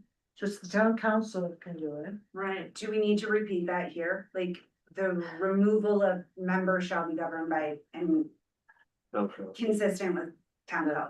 So Right. why Yeah, does it say with or without cause? yeah, right. Cause that was in there. Why? Well, yeah, Well, I mean, we I can understand I think- with cause, but without We cause, can't just because change somebody doesn't like us, We can't change the code, Yeah, but we can can, request we it. can recommend that they change. but we can't be inconsistent with the code. This The code seems, governs us. Right, but you could recommend, I We mean, can recommend. you could recommend a change. And then they can speak back and say. How old yes is or- that code? 2020, I think. Okay. Well, 2020, we redid the code in 2020, so everything shows, so yeah, it was kind of from the old. I mean, code. if the council doesn't like the way that you vote, they shouldn't be able to say you're out. Yeah, I think the that idea seems though like is that that'd it's the be- full council, so you have, right, like it wouldn't just be one, it's not just the mayor, it's the council. And a majority of them. still don't What if like you it. have somebody that you have It's still, capacity it concerns still about? seems like there should be cause. Yeah, Maybe you don't wanna say that you have capacity concerns about someone. Just now that the planning commission is offered the form of payment. Could the council discuss something like that in a closed meeting? In a, Yes, Personnel, we would well, have it's a the- personnel thing. right, we would have the right to be there, Well, under the open meetings, right? If they're discussing No, there's something. a closed meeting clause though. Yeah, but it's, I thought the person who they're talking about has the right to attend a closed meeting. no. You can do something for personnel, and, I mean, there's other employment type protections for staff. But for appointees, it's a slightly separate. Okay. But, I'd say I can relay, or we can relay to the council that you had questions about why it says without cause. Or, I don't know, do we have a majority? Majority of the that. planning commission thinks that? I mean, I do agree that there is some protection in that, It's the majority. you need a majority of the council. Right. So, Why would you ever do it without cause? It just doesn't make sense to me. Sometimes people do things without cause because it's easier than Well, explaining. yes, but you're Yeah. documenting the cause. Well, cause is also like a nebulous legal yeah, term that can get into litigation, and I don't think anybody wants more litigation. yeah, I mean, I think removing someone from the. I'm just trying to find the old one. Yeah, this was just the old language. Council may remove any member of the planning commission with or without cause upon written notice. And I think that I changed it, we changed it a little bit. Because we added in that being absent. May be cause. So, yeah. So what's can I get a head nod of the planning commission? Do you want to ask council to remove without cause? I'm seeing three yes. Yeah. I'm seeing I vote One no no. just because of the legality of litigating cause. two, Joel But she's and not. Brad. Yes, one. Okay. Indifferent. Vote tonight. I'm ready to move on to the X part. Okay. Which is, I think, So is that a yes? Yes. Okay. yeah, so you Yeah. got three, so. Yeah, can you explain this a little Oh, bit? the Isn't ex parte. this the email that's- Oh, they So that's what I emailed, so Yeah. here's the issue. When you have an administrative decision, such as a conditional use permit is a administrative decision. A subdivision is now, with the changes of the law, an administrative decision. You're acting as you're a body, but you're acting as an administrator. You're just supposed to look at what's in front of you. You're not supposed, you can't be, there's this term in Utah, we talk about public clamor. If you had a conditional use permit to allow, where it comes up is like, addiction center in the town. I don't know what our code section is, but this is kind of where the law came from. Addiction center in town is conditional use permit. Under our law, conditional use is an allowed use so long as the impacts are mitigated. That's changed over the years, but now it's very permissive for conditional use. Nobody wants the addiction center, but legally, there's no impacts. It's no different, it's the right size, whatever. It doesn't matter that 100 people show up and say, we don't like this. You need to just look at what the evidence is in front of you and vote on it. So for that same reason, if you have an administrative decision, you should not be having ex parte communication. So what Joel had. But he disclosed it. He just. So what you do, and it happens, Is that right? ex parte? Yes, so because they talked about it outside of this room, it's considered ex parte, right? It's Okay. away from the party, right? Thanks for reading. I'm like, I don't remember the Latin, I just know the term. But, the way to remedy that is to give everyone the benefit of the discussion. And that would be whether it's the developer or whether it's just someone who bumps into you on the trails and says, oh, Glynis, I think you should vote no on this conditional use permit because, or someone was talking about, I talked to a resident who gave you input. Right. It's like, I spoke to a resident who gave me input, and this is what they told me, just so that everybody has the benefit. Doesn't mean you have to follow what they told you, Right. but just, it's like public comment for it. But are we saying that it's with any member of the community or it's only with people related to that issue? Because otherwise, like, I feel like I can't walk my dog with anybody who I walk my dog with because they're all talking about the leash law. Right, but the leash law is not in front of you. But But if the leash law was in front of you, what you would have to do, so you have to make a call on it, right? Like, you're not gonna be like, I'm on the planning commission, don't talk to me about this. Let's say it was an administrative decision. You could say that. You could, when they try to talk to you, you could say, listen, this is in front of the planning commission. I really recommend that you come in during the public comment so that we can hear what your concerns All are. of us can And you hear. can't, everyone can hear it. It's not just me. Right, but if I'm walking in a group of 6 people, do I not, and they're talking about it, if they're not talking to you directly about it, then I would just not participate in the conversation because you're a planning commissioner. But if they're, even if it's some, I mean, ideally, you would say, guys, I know this is important to you. I have to make a decision. I'm voting on this and I need this to be part of the public record. That's So, it. go ahead, I'm sorry. Go ahead. So is this something that we have to add in here? Is this the Okay. law? So this is so. The law, this is kind of like common law, right? For administrative decision, you're not supposed to be, the case law says you can't consider public clamor. From a good practice, open public meeting law standard, it's not the law, you won't go, but it is good practice to make sure that every discussion that happens before the commission is in a public meeting. Does this apply to all, like, town council and planning commission? So yeah, that was your question. Elected officials.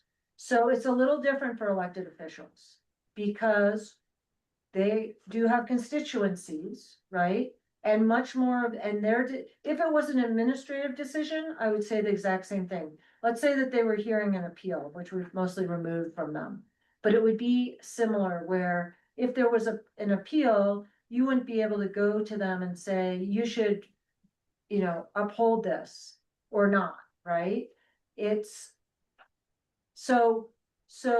but for legislative decisions, as long as you don't have a quorum, yes, you can talk as long as there's less than a quorum, so we need 2 by 2s. But just for the sake of the Open Public Meetings Act, my recommendation is always to have planning commission business be in this room. So it's recorded, there are minutes taken, everyone can hear it. And now I feel like I'm giving Open Public Meetings Act training, but what I always talk about is years ago, our neighbor where we live wanted to put an addition on their house. We live in unincorporated, we went to Summit County. And as we're going there, my husband's like, why are we even bothering? Like, they've already talked about it and made up their minds. They've already talked to him. And I'm like, no, they're not supposed to.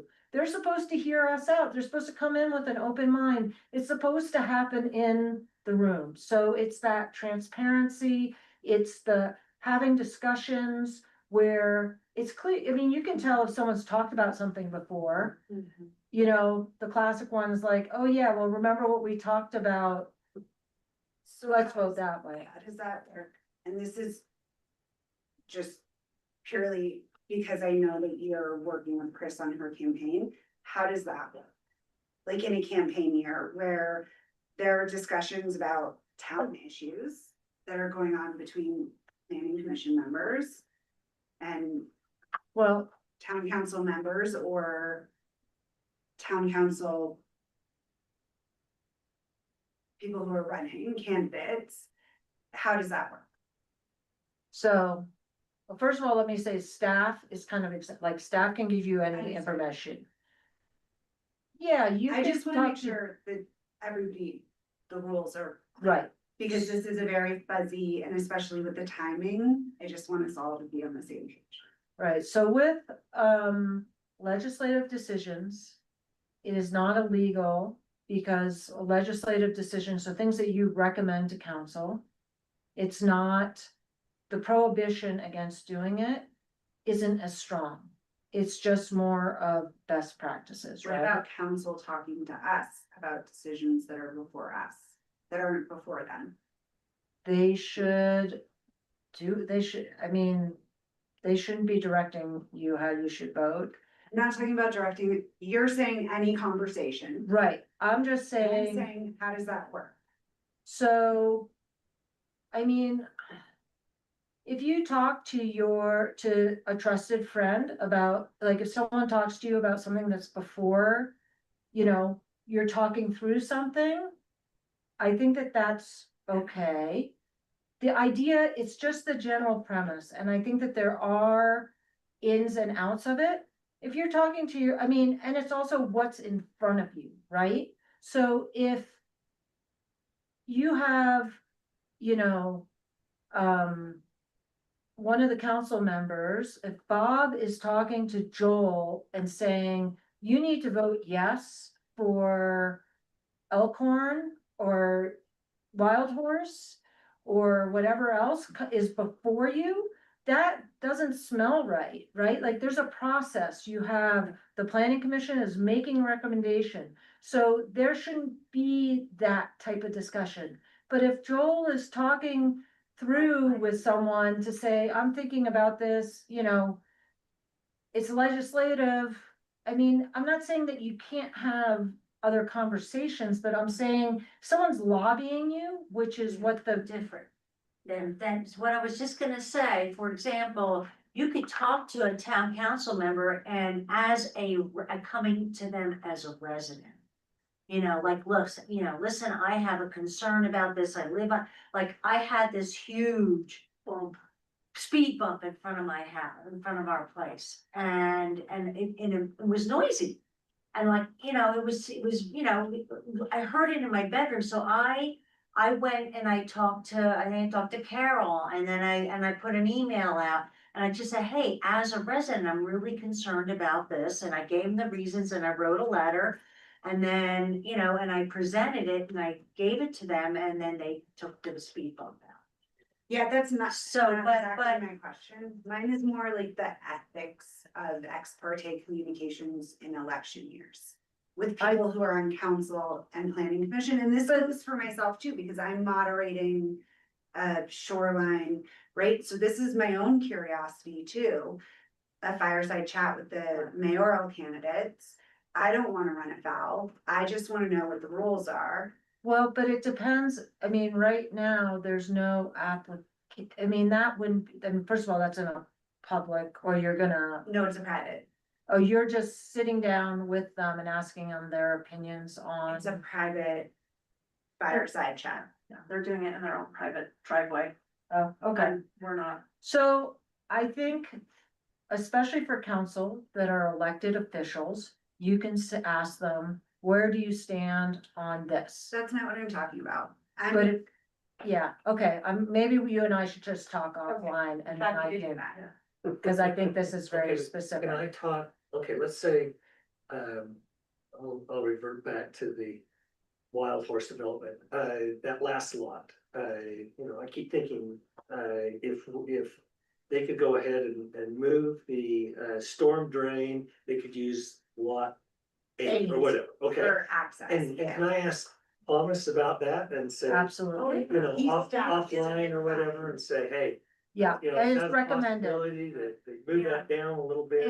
And staff should be, staff should be the ones to be the conduit, where I think that we get accused of lack of transparency, or it looks more like we're, I don't wanna say that we're kind of, if the developers can just call you up and pitch their development to you Yeah. offline, it just ends up coming off like there's a question of how transparent your process is. Yeah. Great.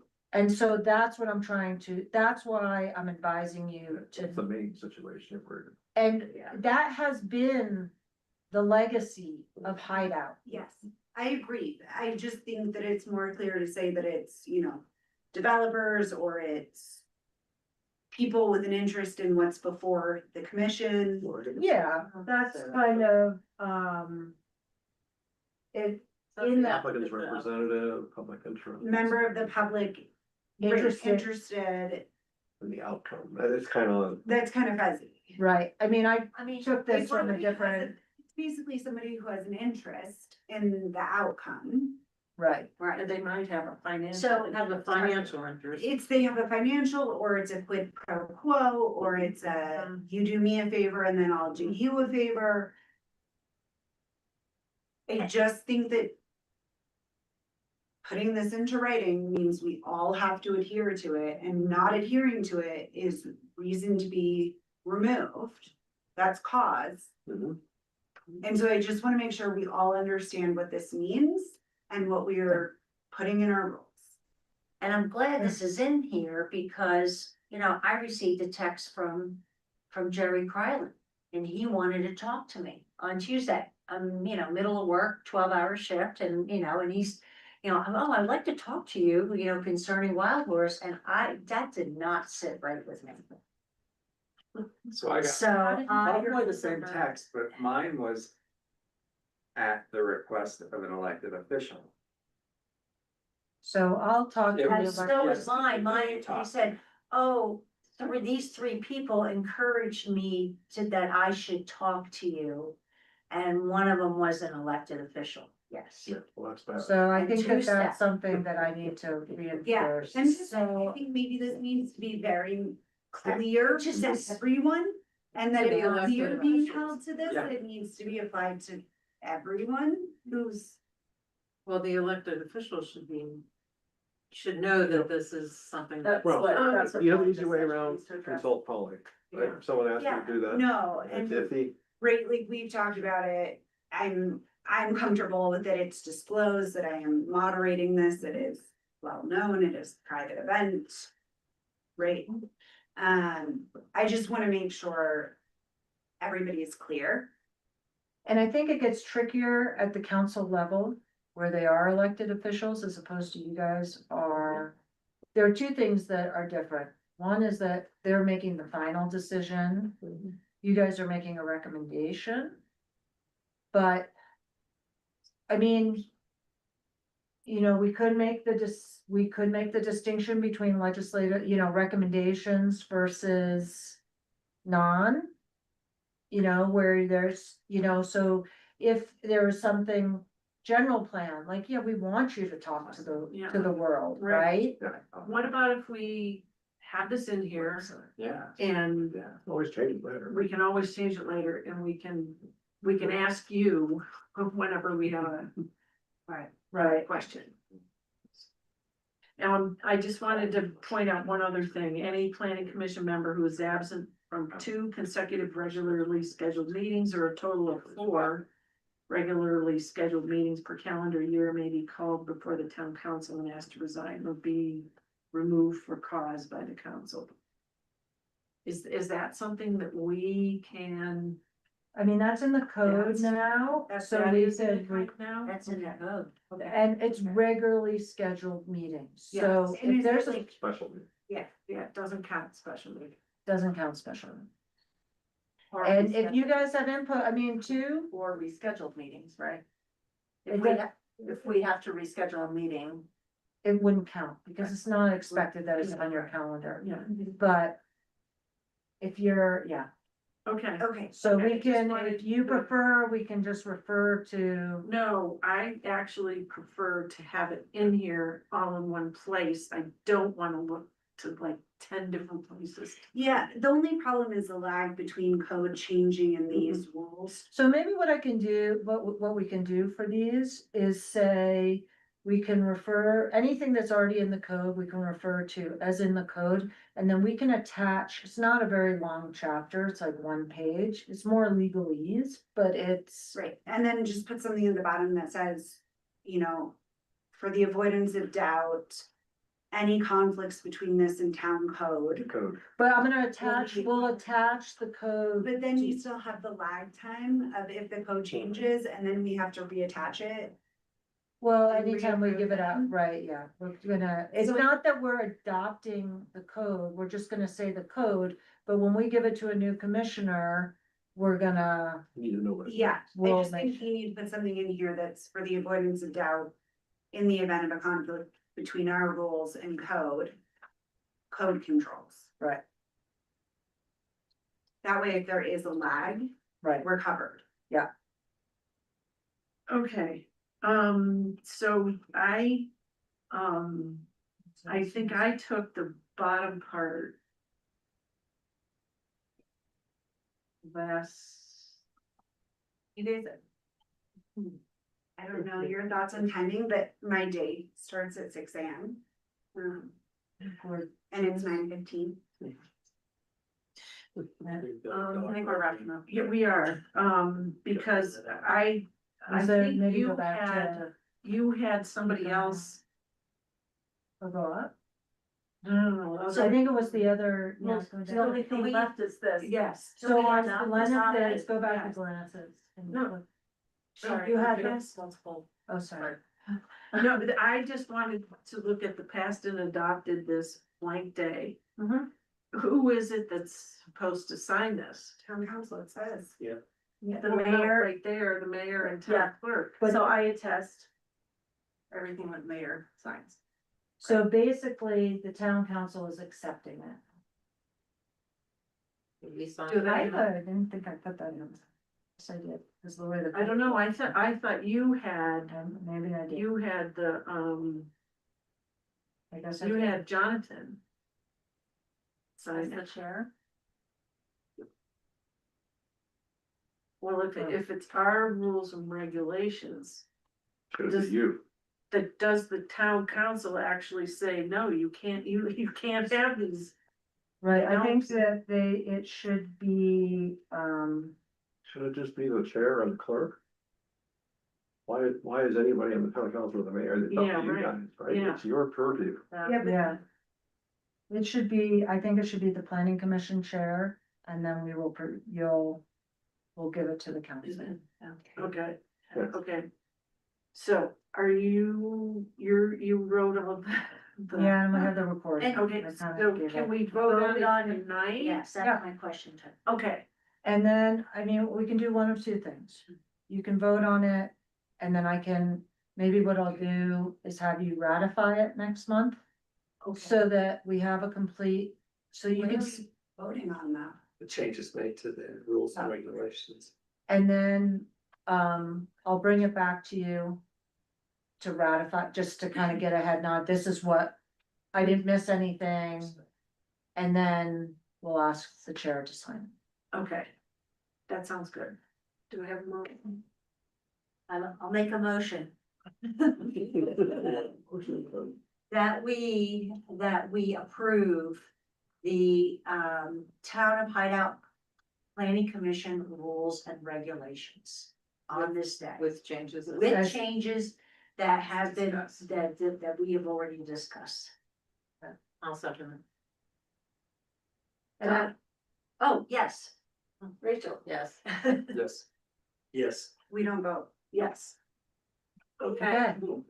And, actually what I'll do, what I'm thinking, just to Do move we have things to put it along. on the agenda though? That'll be So- ratified next time? What I'm thinking is, actually what I'll do is I'm just gonna send it to you. And if there's, and then if there's a problem, we'll put it on the agenda for next month. If you think that something doesn't reflect what we what we discussed. But if we're good with it, then we can just adopt it. It doesn't feel transparent, I'm gonna say that, but I'm okay with it and I don't vote, so it doesn't matter. Well, it matters. I mean, the transparency is you're all gonna see it. If anyone wants it to be. But we on- already adopted it.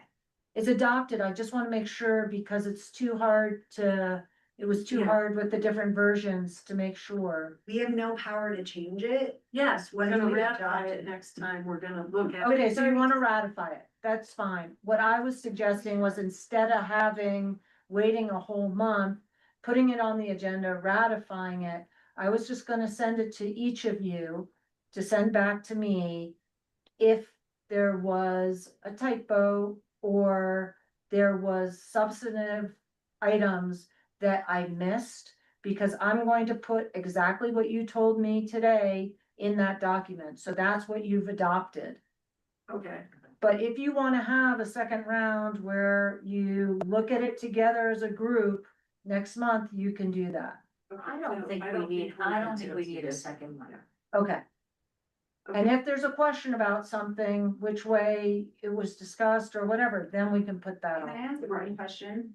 The chair, like, when are the elections for the chair? And when does the year? January, January. January. first meeting. So right now you have a chair. So do we put, we want elections for vice chair on next? Next Yes. agenda. Agenda. Budget meeting. Okay. Okay. Another adjourn. I move to adjourn. Great. Second. Oh, I'll second it. No, Oh, I didn't hear that, yes. Yes. So, yes, and I'm a yes. And if you want, Glynis, for the like adjournment, you can just say all in favor. Oh, okay. Oh, All in I, favor?